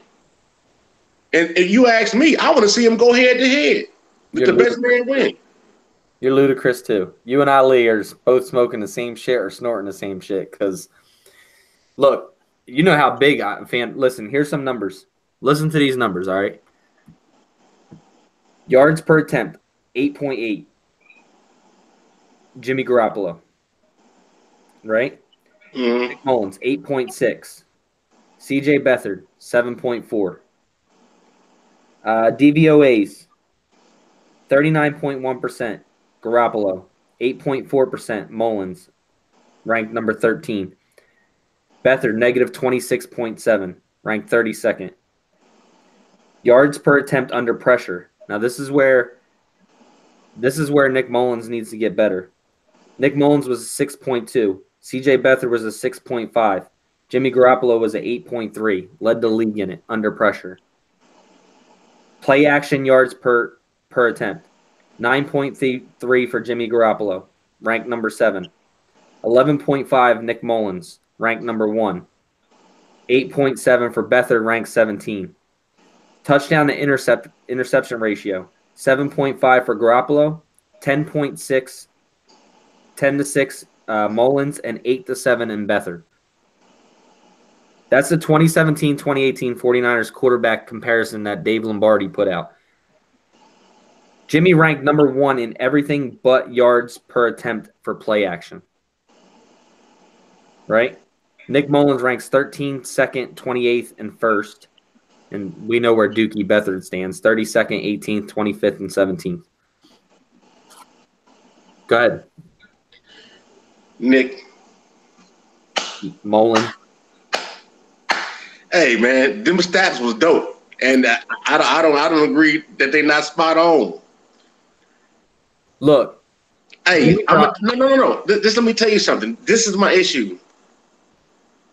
As a fan of the game and the coach, all that, Jimmy G concerns me, bro. Why, though? How many times has Jimmy G thrown off his back foot? How many times has Jimmy G threw that sidearm out there with all upper body? How many times has Jimmy G just kind of whiff passes out there? I'm like his fundamental. If he corrects his fundamentals, I'm cool. But throwing off his back foot, not stepping into it. I mean, a lot. The pick six you saw this year, it's a result of exactly what I'm talking about. I know that sidearm works, but not when it's the deep out to the sideline. You got to put your pelvis into that, baby. You can't just flick that out there like you playing Tetris or something like it's a block. He has fundamental flaws that need to be corrected. He opens himself up too wide from the target. I'm like, come on, Jimmy. These are small things you can fix. And I'm not saying I'm not with Jimmy G. I'm not saying that. Please don't misconstrue that. I'm just saying that he has flaws that I don't see in Nick Mullens. That's all I'm saying. May the best man win. I don't care who it is, Mullens or Jimmy G. May the best man win. But I'm telling you, I want to see Nick Mullens a year and the next year with Jimmy G. That's what I want to see. I think Nick Mullens is going to be the backup quarterback to Jimmy Garoppolo next year. There's no if it's not, I don't know what to say because I'll be completely thing. But I think I agree with you. I'd be upset if they moved him for a pick because you finally have a stability of a good backup quarterback, and that's hard to find. So you don't want to just move that. You don't want to move that away for a pick unless it's a second round pick or higher. I'm not moving Nick Mullens. I'm still not moving him for a second round pick. And the reason is because Jimmy Garoppolo's contract literally could only be a 2-year contract. It could literally only be a 2-year contract. CJ Beathard isn't. Why do you want to start all over again? Why not go the 5 years with Jimmy Garoppolo? And if he gets an injury or something like that, you have Nick Mullens that can take over right there for the next 5 years for a franchise. Absolutely. CJ Beathard is not going to be a franchise quarterback. No, I agree. I think it's right. Like even the second round pick, like I was, iffy about it. But like you finding the stability of a backup quarterback is tough.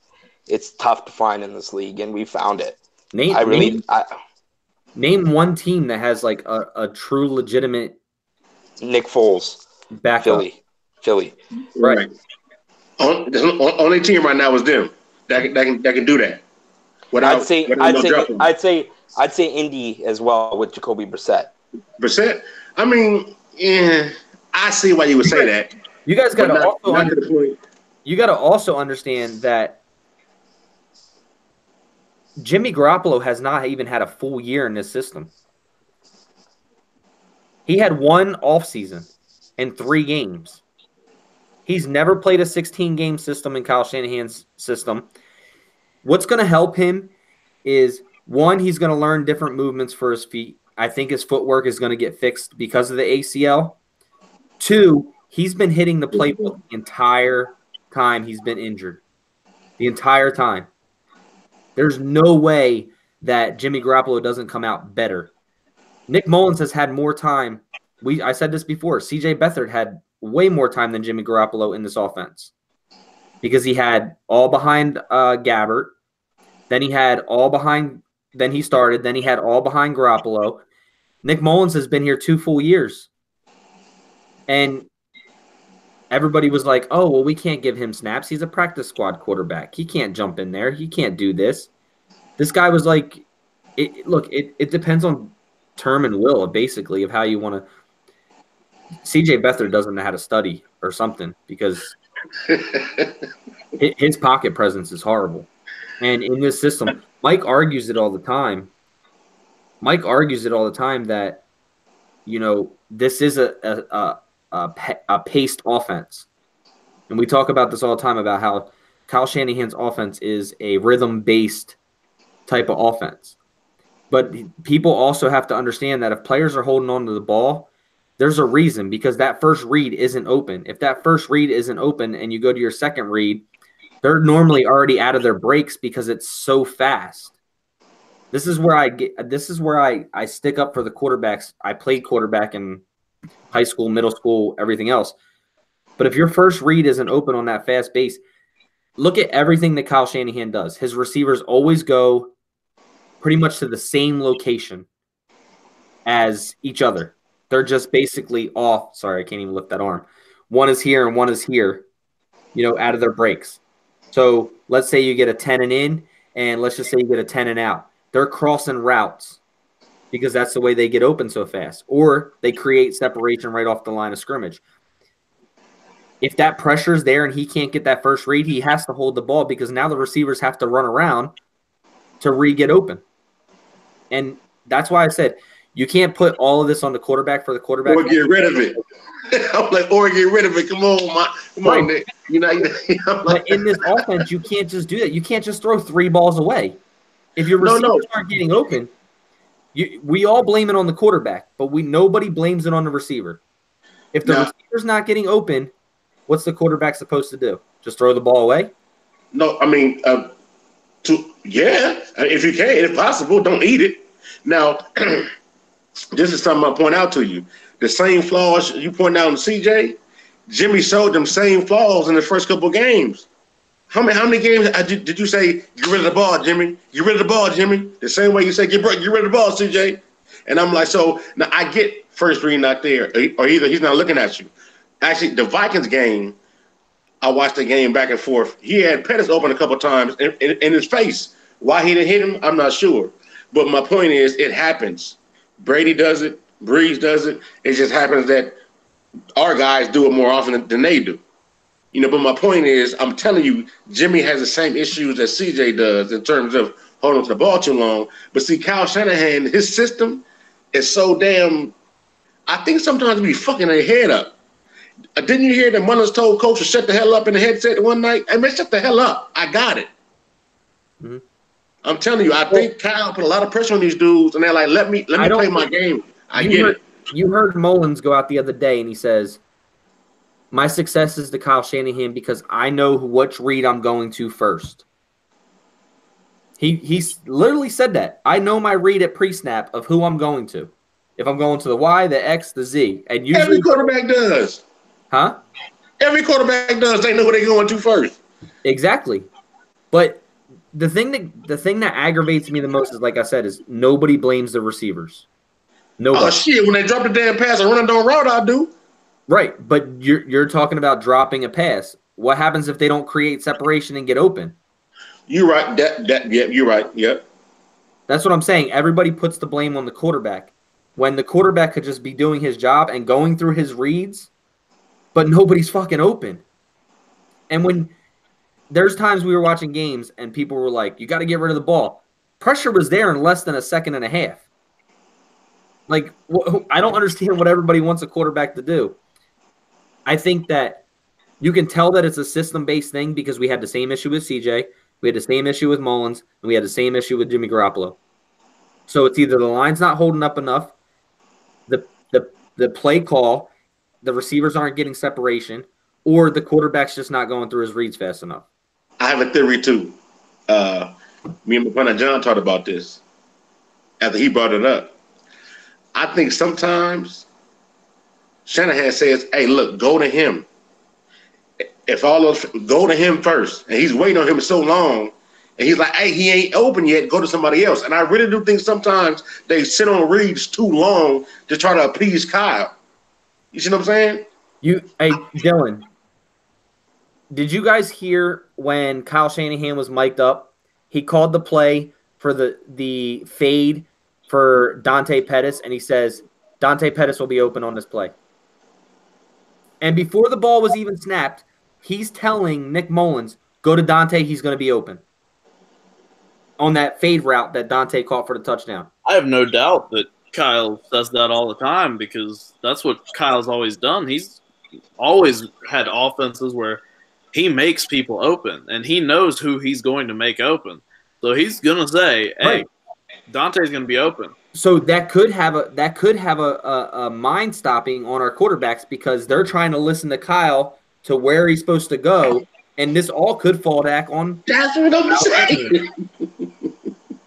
Yes. But I mean, if Kyle knows that Dante is going to be open on this, I don't see what the problem is with saying, yo, check Dante, he'll be open, because he's probably going to be open. Right, but I'm just, and I'm not saying there's anything wrong with that. I'm just saying we have to think about this kind of things when people are screaming at the quarterbacks that they're holding on the ball too long, or that the quarterback misses a wide open receiver, because Kyle could be saying, hey, this read will be open, go to him, and now our quarterback's taking that 2.5 seconds to look for that read, and it's not open. Now the other receivers aren't open. Now he's holding on to the football long. You see what I'm saying? For a young quarterback. Hey, and Nick, you're right. Kyle Shanahan said something early in the season that I don't think a lot of people understood. I believe he said play through the coaching, right? And I'm not sure if – yeah, make a football play. I'm not sure if people really understand what that means. As a coach, I get it. So if I tell you, look, son, this is your zone. From the 30 in the 3-yard diameter, you stay right here. Don't move. But in the event a guy's wide open right in front of him, 4 yards in diameter, he's like, well, coach said stand right here. But the dude got the ball in front of you. Mm-hmm. You know what I'm saying? Go get him. So play through the coaching. You know what I'm saying? So I think a lot of times they were so determined to actually follow their coaching, offense and defense now, and now that we think about it, they kind of got stuck. And that's and you see it when it happens too. Oh, they got stuck. Yeah. All right. So you said Jimmy Garoppolo. I said Nick Mullens. Or Nick Mullens. I mean, yeah. Ali said Mike said McKinnon. Ali, who did you say? You said Jimmy Garoppolo? Jimmy Garoppolo. Yeah, right. He did Jimmy G. Dillon, who are you going with offensively? I think I got to go with Dante Pettis. I think that Dante Pettis has finally had enough time to establish himself in the league, which he never had.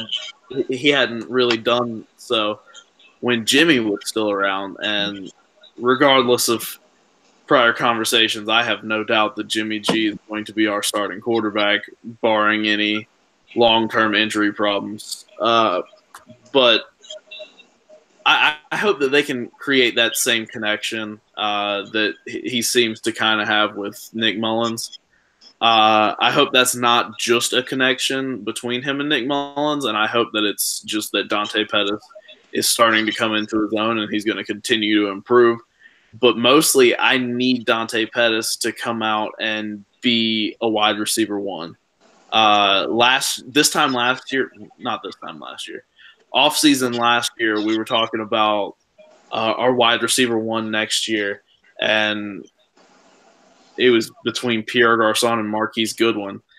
And let's be real, they've both been extremely disappointing. Extremely. I mean, most people were on the idea that Marquise Goodwin is our wide receiver one and that he was going to blow everybody away. And I mean, of course, that went straight down the toilet whenever Jimmy got hurt in most people's minds. But at the same time, I mean, Marquise wasn't even really impressing me when Jimmy was there. and he sure hasn't done anything to impress me since. I think the thing with Marquise is that he definitely opens up the field. Oh, I agree. You know, But he's not a wide receiver one. I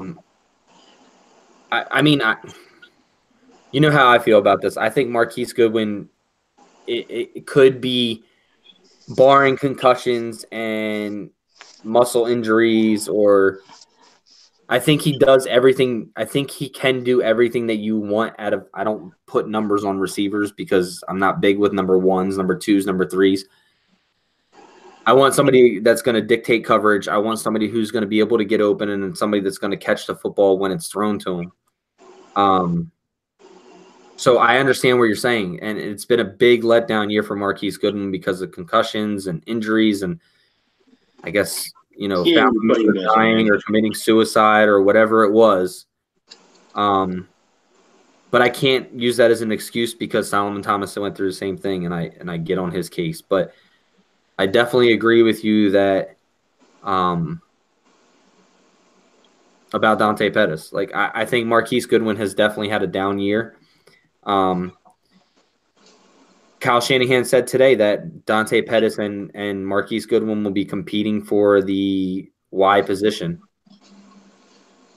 So who knows what happens with that next year? I mean, do I mind keeping Marquise Goodwin on this team? No. I really don't, because there's nobody else you're going to get in free agent. Oh, I agree. I'm nowhere near saying that Marquise. No, I know. I know you're not saying that. I'm just saying that there's nobody, like, everybody's like, oh, go for Julio Jones, go for this, you're not getting Julio. No, you're just not. And just like you said earlier about the Marcus Lawrence or a D Ford, or there's ways that you can get them, but I mean, I just don't think. I had this argument with Mike the other day about big receivers, and I think I forget who else was on here, but with big receivers, and even if they're big receivers, they need to learn in Kyle Shanahan's system, they need to know how to separate, like a Julio Jones does. Julio Jones can create separation. He's not, he's a big guy. He's going to go up for contested balls, but I really think that the tight ends in this system are what make this system run. But I definitely agree with you with Dante Pettis. Dante Pettis, I was hard on Dante this year. I was really hard on him. I was really hard on Richie James too, because I didn't understand you, Kev, when you were saying that he was biting at it, because every kickoff that I ever seen him take, he took for like 4 yards and got smacked or slipped and fell. And he had a couple. He almost busted them. I'll have to go back and watch them all, because I don't remember. I don't remember one single he was knocking. Like, oh shit, Richie James could have had that. He was knocking it. He was knocking. So, all right, let's see. So Dante Pettis, Jimmy Garoppolo, Mike said McKinnon, Nick Mullens. Who am I gonna go with? It's got to be Richie James. It's got to be, not just as a receiver, not just as a special teamer. I think he takes Kendrick Bourne's spot next year. Ooh, because Kendrick Bourne has proved nothing. Kendrick Bourne can catch one good pass and then drop every single easy pass. Like inconsistent. Yeah. He is totally inconsistent. That happened last game by your bullshit. Bro. And you know who else I got on, and I'm a big fan of him, is I got on Trent Taylor. Like, I got on Trent Taylor. There was one play he made for the first down, but there were also a play where it was 3rd and 7. Bourne dropped one. It was 3rd and 6. Trent Taylor dropped one. We literally could have lost those games because of those. They are wide open. Yeah. You're wide open and you're dropping the football. It just can't happen in this system. But in this league. Shit. Yeah. I mean, in the league in general. Yeah, I would have to say Richie James. I have to see him emerge as a receiver. I'd like to see more of him next year. over Kendrick Bourne. So, all right. How much taller is Bourne than James? Like what? James like what? 5'9"? No, I think James is 6 foot. And Bourne like what? 6'1", 6'2"? Yeah, I'll tell you in 1 second. He's not. I don't think he's that much taller than him. Draft profile. Let's see. And I'm getting that information from nothingbutniners.com, just so you guys know. Yeah. So Richie James is 5'10". Okay. And who did we say? Who? Kendrick Bourne. He's 6'1". 6'1". So there's a little bit of a difference there. Bourne is, he's thicker. He's bigger than James too, but I don't know. After this year, you're right. It'll be them two. All right. How bad you want your spot?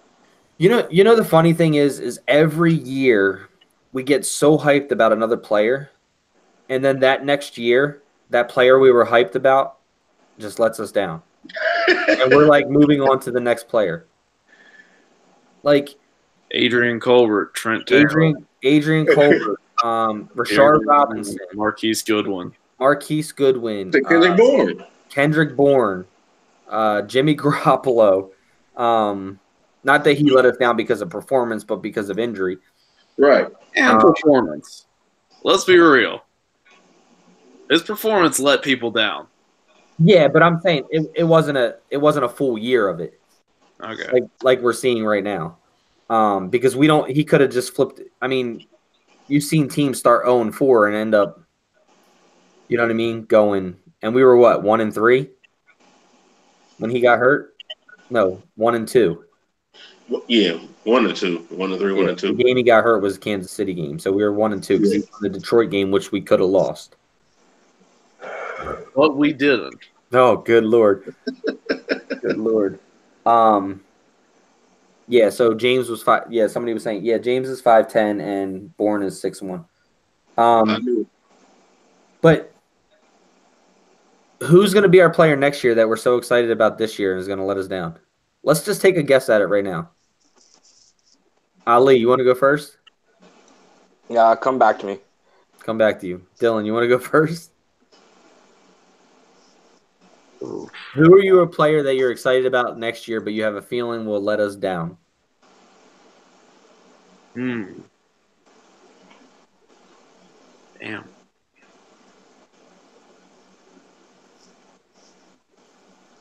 Come back to me. I gotta won't think. Progress any further.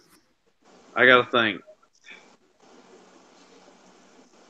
Kev, everybody's thinking over here. Nah, you know what? I got a guy, and before I say his name, I'm gonna explain what I mean when I say this. I'm gonna say Fred Warner. I'm not saying I assume he's gonna let us down, but the fan base, if he don't perform the way he did this year or better, in their eyes, he let us down. So because the pressure's gonna be on him real tough. So I'm like, I feel bad for him because he balled out so much this year. If he don't take a step up, they feel like he let us down. All right, so we'll stick with player execution as in fans' realism to player execution from this year. So a player that has set your standards as a fan so high that if they don't do better than what they did this year, they're going to be a letdown. Fred Warner. Fred Warner. Yes. Dillon. I see. I know who you want to say. I see it. It's like breathing out your face. I got one. Who? Matt Breida. Matt Breida. All right. Who do you think I want to say, Nick? I can defend that, but okay. Matt Breida's a good one, though. Who do I think you want to say? Yeah. Well, if you're not going to say him, I'm going to say him. Well, go ahead. No, I want to know. Who the hell is it? Guys, who has been like the star of the team this year? I'm not saying it. Defoe? No, George Kittle. offensively. Oh, Yes, exactly. Oh, it's hard to live up to a season that he's making right now. It's really yeah. hard. Okay, that is. But see, But that's the thing with our fans, dude. They will crucify him next year. If he It's- does not have another 1,000-yard season, they will crucify him. and my same point for what you said and what Ali said, because Ali said Matt Breida and you said damn, what did you just say? Oh, George Kittle. Mm-hmm. Next year, their production may go down based upon other weapons. So you see what I'm saying? You got to factor that in. But the fans sometimes don't see that. Well, and that's the thing, and that's and I don't think it's. We kind of shifted it because I don't think the players that we were excited about last year were doing really well, whether it be offensively or defensively. I mean, yeah, we got really excited about Adrian Colbert, which is another name we didn't say. Akello Witherspoon. It just seems like we hit that spot, and then it's like you come back the next year and you're like, okay, well, we're set at this position, this position, this position. Now we added this and we added this. We should be set. Now, Off season last year, we were talking about, all right, we're set at safety with Adrian Colbert and Jaquaski Tart. That didn't work out. now who are we set at? All right, so you said George Kittle. So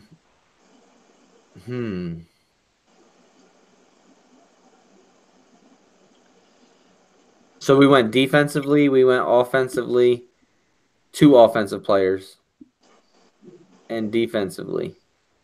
I'm going to go O-line, and I'm going to say McGlinchey. That's who I was thinking too. Yeah. Because McGlinchey has had a really, really – dude, if you guys remember me on the draft talk, we took fucking McGlinchey. But he's had a really, I really was so pissed. Everybody was so mad, but that pick really turned out to be a really good pick. It was a great pick. Yeah. I should have let it go a little bit longer, but I think I was still just pissed that the Bears took my guy. Yeah, it's hard. You wanted Roquan Smith, right? It's hard. Roquan. It's hard during the draft because you build yourself up for so many months, and you're like, you want your guy. Yeah. And then you don't get him, and you're just like, why am I in this world? You know what I mean? Well, and Mike McGlinchey, are you kidding me? Yeah. That goes back to what I was saying about how all of us fans, if we had the number 1 pick, are going to be like, oh, everybody's going to go Bosa. And then we don't take Bosa. Oh god. And we wouldn't take Bosa. And nobody saw us taking Mike McGlinchey or believe that Mike McGlinchey was going to be a number 3 overall pick. Or what was he? I had no idea who he was. You know what I mean? No, everybody's like, what? Why didn't you take Nelson? Or just like what fans think. And the thing is I don't blame fans after the season we've had, but I feel like draft talk starts way too early. Start draft talk after the season. I get we don't have anything to live off of because of the season that we've been having, but because of you just play the season out, then figure out who you want to target and your draft and all that stuff. There's plenty of time for that. Draft's in April, almost in May. And there's plenty of time for that. That's just my thing on it. Yeah, no, I totally agree. I think the draft talk, and like I said, I think the draft talk shouldn't start until at least after free agency. I'm being dead serious because it started 4 weeks ago. It just seems like it's so long. And I understand that if we were winning, we wouldn't be talking about the draft right now. But there's so much shit that could happen. We could still win out, and teams lose, and we still stay in the same draft spot. Every mock draft you read pre-free agency is wrong because teams need obviously change during free agency, right? So every mock draft you read like before free agency even happens is just irrelevant. Yeah, I mean, all right. Let's do one last thing, and then we'll get out of here. Most improved position. It doesn't have to be a specific position. Like, we can say receivers, running backs, offensive line, defensive backs, defensive line. Most improved position. That's how I want you guys to say it. All right? Don't pick a specific person. So, most improved overall position of the Niners this year compared to last year. Who wants to go first? Any takers? I'll go first. All right. Hell, D-line. D4 got double-digit sacks. We got more sacks at the team. I mean, yeah, he got most of them, but the point is, because of his dominance this year, everybody else eating. Cassius Marsh, Sheldon Day, Ronald Blair, all of them. You know what I'm saying? So I'm going to say D-line. And what's crazy is some of the same names that was here last year is here now, but, shit happens. I mean, our run defense got tremendously better, so I can't knock that. I can't say anything different about that. So, Ali or Dillon, who wants to go next? You can say the same thing if you want to say the same thing. It's just overall, in your opinion, of what you think. Okay. Go ahead. I think it's got to be corner. I mean, we went from a little mix of Dante Johnson, Rashard Robinson, and an okay Akella Witherspoon to Richard Sherman and a group of younger guys that they mess up a lot. Akella's messed up, and all the other guys that have come in whenever he gets benched or hurt, they've messed up. But just the fact that Richard Sherman's there, I mean, Richard Sherman replaced Dante Johnson. Okay, let's let that sink in. I remember when Ali's like, I don't give a shit who he's replacing. It's fucking Richard Sherman. Fuck him. Hey, y'all known as the helmet. The same way until the second we signed Richard Sherman. Then I was like, yeah, Richard Sherman. Yeah, bro. And you remember Stort came out with that article and it had Richard Sherman on the front. He's like, oh, fans are going to so hate me. Then we signed him. And Ali's like, I don't give a fuck how many. He could have 20 interceptions in a year. And I still don't want the fucker on my team. The hate was real. Ali, how do you feel about that Richard Sherman signing? Tell us the truth. Tell us how you feel. It's been okay, man. It's just I'm sort of indifferent about it right now because of the season that we've had. So if we were like if he was making more of an impact with more wins that we were like in a playoff race or something, it would mean more. But like right now, if you would have asked me that bringing in Richard Sherman that the 49ers would be what are we 4 and something right now? Yeah, that they would be thing, and we're bringing in Richard Sherman. I'd be like, fuck no, man, hell no. All right, so let me ask you this: do you think bringing him in hurt us or helped us more, no matter the record? I think it's we would have been maybe around the same. I think around the same. Okay. I mean, I respect that, but I still think that he's helped tremendously on the field. I think he's helped more. I think he's helped more off the field, to be honest. Well, that's what I mean, like with the younger players. Yeah. All right, so Ali, it's your turn. Who are you? I've warmed up to him definitely. Like I call him Uncle Sherm now. Like, come on. You don't call him Uncle Dickhead or anything right now? No, I don't. This one took a long while to think of, but I'd say our most improved position this season is quarterback. And the reason I say that is because I believe that we have an established backup quarterback now. I like it. I like it more than having CJ Beathard back there, because when we saw that CJ Beathard was coming in there, I was and he didn't really progress at all. If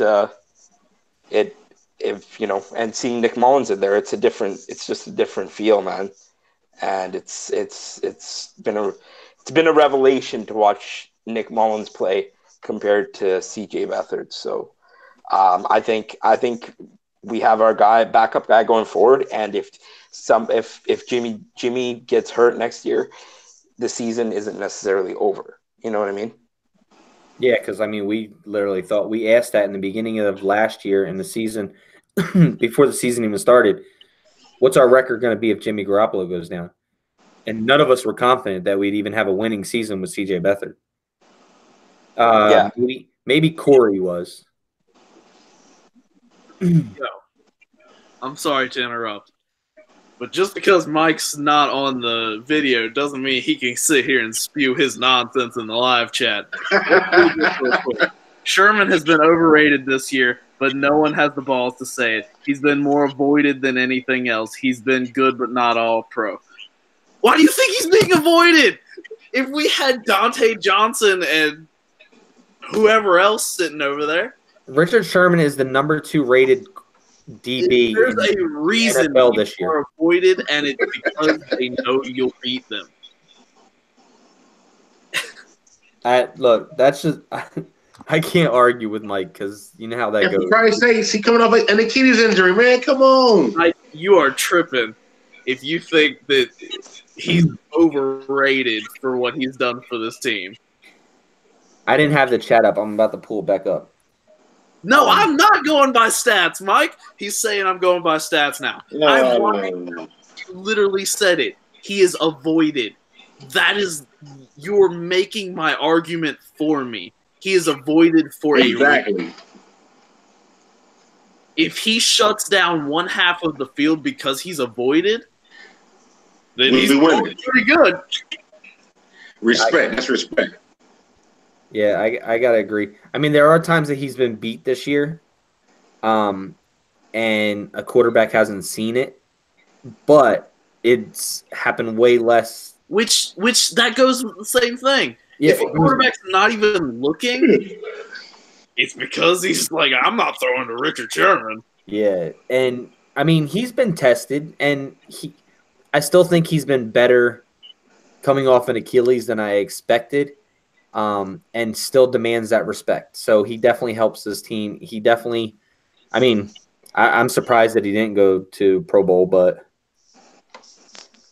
all right. Hang on one more. I'm going to go after Mike one more time. His latest message, he's avoided based on his reputation. He's been beat a lot and it's unnoticed. You're being absurd. Let's live in a fantasy world where that's true. Okay. Like all these, I agree with you, Dillon, that all these teams watch film. They are seeing what he's doing, right? So he's being avoided for a reason. Yeah, exactly. But let's live in a fantasy world where the only reason they're not throwing to Richard Sherman is because of his glory days. Even then, he's helping. Yeah. Well, and even then, if quarterbacks have a made-up reason to not throw to him, they're still not throwing to him. It literally goes back to what Ali just said. There's game prep, game plan. These guys watch what these DBs are doing, and they go after the people that they can beat. So obviously, you haven't seen one person come out and start just throwing to Richard Sherman's side. There's been times he's been beat deep. Yes, I understand that. There's been times that he's blown a coverage or, like Mike said before, I think he said it in a room to take notice, and Croc said, yeah, it pisses me off that he breaks to the one side and the receiver's always going the other way, and he always breaks to the one way. But these quarterbacks aren't going at him like that. So it's obviously they see something on tape or – that's all it could really be, is they see something on tape. True. All right, I'm done. I won't go any further. Yeah, I'm not in there. I have the stats pulled up on my phone, but And Mike's just talking. You know how Mike is. he ain't got enough battery juice to be in here with us, but he's in there heckling. Charge your phone, Mike. You say y'all lucky I'm not on. He's heckling. Well, we're not going to be on when you get back when you get done anyway. All right, so my positional group, I'm going to have to say offensive line. I have to say the offensive line because we're averaging way higher yards per carry. Our rushing yards, I mean, what do we have this year? 300-yard rushing game? Yeah. That's a good one. Compared to what we've had last year. We haven't given up anywhere near. I know it seems like we've given up a lot of sacks, but we really haven't given up anywhere near what sacks we gave up last year. True again. So I think the addition of McGlinchey, Richburg's really overrated. I mean, I don't want to say overrated because he's not as good as people think, but he's been playing to where there's only a certain games that he's noticeable. Richburg hasn't been what we wanted him to come in and be, but he hasn't been bad enough that somebody has taken his spot. He's had some bad games though. Last game, nobody is taking his spot. That's what I'm saying. Yeah, Lakin Tomlinson is another one. He's that guy. I swear, it's like he has an alarm set for when to jump off sides. Like I really think so. Like he does at least one a game. You know, you're getting one offsides call from Lakin Tomlinson per game. One at least. like Brian Brooks and jumping offside. Yeah, it's just crazy.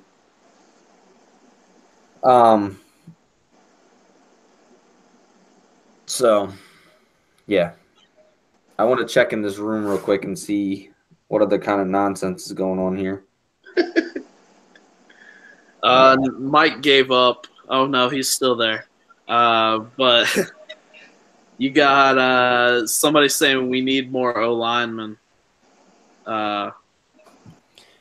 Mike said, bro, only dumb quarterbacks threw at him. Jameis Winston ate Sherman up, and we got lucky other teams didn't continue the trend. Wrong, Nick. Winston went right at him, gave up 5 catches. Y'all lucky I'm not on. Well, you're not, though. He said Jameis Winston's dumb, though. How you gonna call Jameis Winston smart? Yeah. Do you think they're going to keep Nick or trade him? Stop it. Watch the film. I didn't say that he wasn't beat this year. I said that he got beat a few times.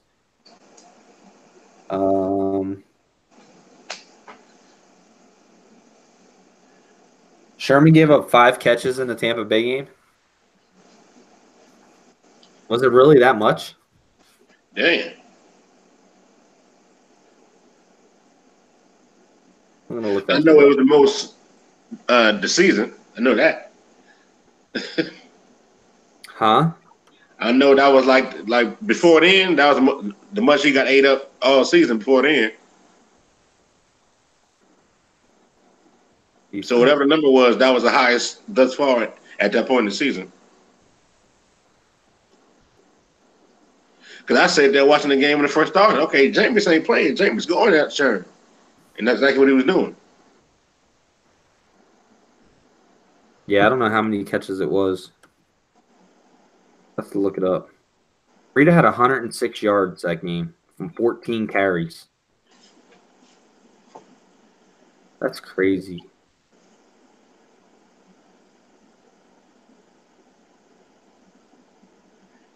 Yeah, I don't see what it was. All right, here's another question for you, and then we're out of here. We have 2 special teamers up this year. Do we bring them both back? In Robbie Gold and Bradley Pinion.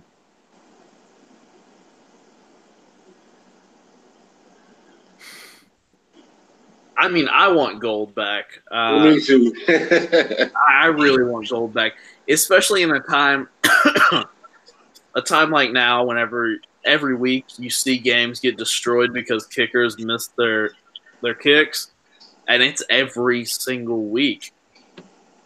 Robbie Gold doesn't really do that. He's missed some, sure, but He missed 3. That's it. when you see Robbie Gold walking onto the field, you're like, all right, we got it. You don't have to watch. If you want to believe in what Dillon just said, go back and watch Mike's Periscope on the Seattle game. He's like, I don't even need to look at the TV. Robbie Gold's coming out. I don't even need to look at the TV. Wait a minute. He missed 3 this season? I thought he missed 2 and 1 got blocked. Yeah, well, I'm just saying he hasn't converted on 3 kicks this year. That's it. But I'm thinking, I think he's only actually missed 1. Like, actually missed left or right. The other 2. Well, he missed an extra point. Okay. I'm thinking field goals. Okay, I'm sorry. Yeah. All right. Right. But I mean, but shit, even that. Yeah. There's teams that missed 3 field goals in a game. Oh yeah, I mean, look at what Tampa Hell was yeah. going through. I mean, there was a ton of teams looking for kickers. There's been so many kickers transitions this year. And then Opinion. I mean, I don't know. I mean, like I wouldn't mind having him back because I feel like he's had some good punts, but at the same time, like I feel like you could probably get somebody else if you needed to. see, that's where I don't know. Ali, what do you think? Sorry, what was the question? You're watching like Canucks like hockey or something, aren't you? No, I'm doing a little bit of work in trying to do this too. But yeah, okay, go on. What was the question? Robbie Gold and Bradley Pinion are up this year. Are you bringing them back? Oh hell yeah! Mostly to goal, but Pinion's been serviceable. Actually, your question was, which one would you bring back? No. know Would you bring either of them back? They're both. Oh, really? Okay. I mean, All right. one's a punter, one's a kicker. So Right. I just like saying Pignon's last name, so I'd bring him back. Pignon. I think Bradley Pinion is so underrated. Like he's not a Lee. Like He's a jag. Let's be honest. We could get a punter to do pretty much what he's been doing. yes, but you're not going to get a punter to kick off the ball all the time either, Yeah, that's true. which saves your kicker's leg. Yes. Yeah, that's Very true. true. So that's why I think Bradley Pinion is bigger for this team than what we think. He saves our kicker's legs. Ever since Bradley Pinion's been here, he's the only one that's ever kicked off. Yeah. So that 50-yard kick later in your, that you have to hit to win a game. He I fresh. mean, they're kickers. I understand they're kickers, but their legs still have to get somewhat fatigued. Right. But we also wasted a 5th-round pick for Bradley Pinion? Bro, we drafted Bradley Pinion and George Kittle in the same round. Wow. That's crazy. A crazy reality. But yeah, Mike just said in the room, I just saw this, he said Pinion can kick field goals too, but the 49ers won't let him. Yeah, he was actually a kicker and a punter in college. That's why he kicks. Why would you let him when Robbie Gold's doing it? Right. So I know Mike said, I don't know if it was just in the room or on a podcast or whatever, but I'm going to expose him if it was just in the room. Mike said something about letting Robbie Gold go because Pinion can kick field goals too, and that is absolutely insane to me. Oh, I didn't even notice that he said that. Because Mike, are you the consistency that Robbie Gold, you let him replace 2 kickers for the price of 1 and miss all your field goals. Yeah, go ahead. Bro, we felt this way when we let go of Phil Dawson. Phil Dawson. And I was upset losing Phil Dawson too because he was the same thing. He was money. Mike, I understand that we don't know if Pinion is bad, but you don't know if he's good. You do know that Gold is good. literally. In all phases of life, Gold is good. Exactly. Don't fix what isn't broke. He's like, we let go of Nedney and we were fine. Yeah, we also let go of Andy Lee and we were fine. But that's because we drafted Bradley Pinion. If you're talking about punters. We let Dawson go and we were fine. Yeah. By bringing in another really good kicker, not trusting that our punter was going to do it. That Chicago should have never let go of. No. No chance I agree with you here, Mike. No chance I am. And he's like, just going, yeah, Robbie Gold leave. I'm sure Bradley Pinion can kick all our field goals. Now he's talking about fans get too attached to players. But what are you really losing by keeping him? It's not like he gets a friggin' $50 million contract. So, I don't know. What's he get, 3 years, like $17 million? It's just Mike being Mike. Yeah. So, with that, I'm going to go take my medicine for my shoulder because I'm hurting. And go to sleep. Yeah, that too. Yeah. And then maybe I'll drive to North Carolina tomorrow for Christmas.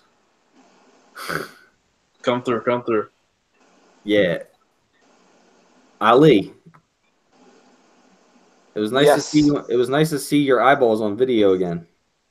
Hey man, it was good seeing your face and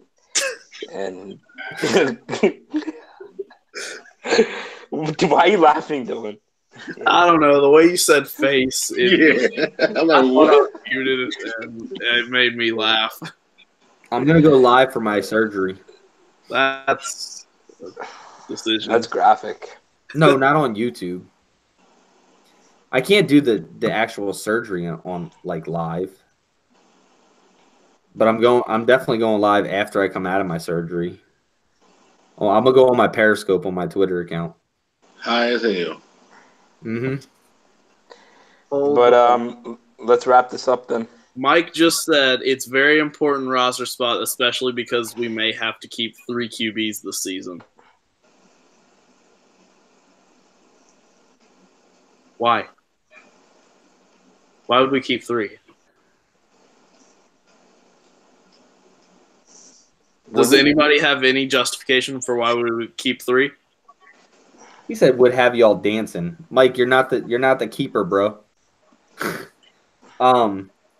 We keep 3, then suddenly we need another roster spot, and that can be saved by getting rid of Gold. Like I said, y'all lucky I'm not on. Would have y'all dancing. Why would we even keep C.J. Beathard? There's no reason to keep C.J. Beathard to this point. We didn't keep 3 quarterbacks on our roster this year. I don't understand where. All right, I didn't mean to get us back in the conversation. Let's go ahead and wrap it up. We only need 2, and that's it. Jimmy G and Nick Mullens. Exactly. Elia Lopez, I agree with you. Look, guys, if you haven't already, make sure you hit that like and subscribe button down there in the right-hand corner, left-hand corner, wherever it's at on your computer. Make sure you check out nothingbutniners.com, where you can find all of our social media. You can also follow us on Instagram and Facebook at Nothing But Niners, as well as Twitter and Snapchat, Nothing But 9ERS. And if you have any questions, comments, concerns, you can email us at nbniners@nothingbutniners.com. Yo, Mike's going to try to jump in here, and we're going to ignore him, and we're going to because we're getting ready to get off of here. So I'm going to mute him real quick. Guys, if you haven't already, we do have our Nothing But Niners apparel. You can see the birth of a dynasty. There's the T-shirt right there. NB Niners. Yo, no. That's pretty sweet, man. If you want to, I understand y'all scared. look, you're literally being rude and cutting me off right now. Oh. Yo, you're on mute, Mike. Hush. One, there's reasons why we.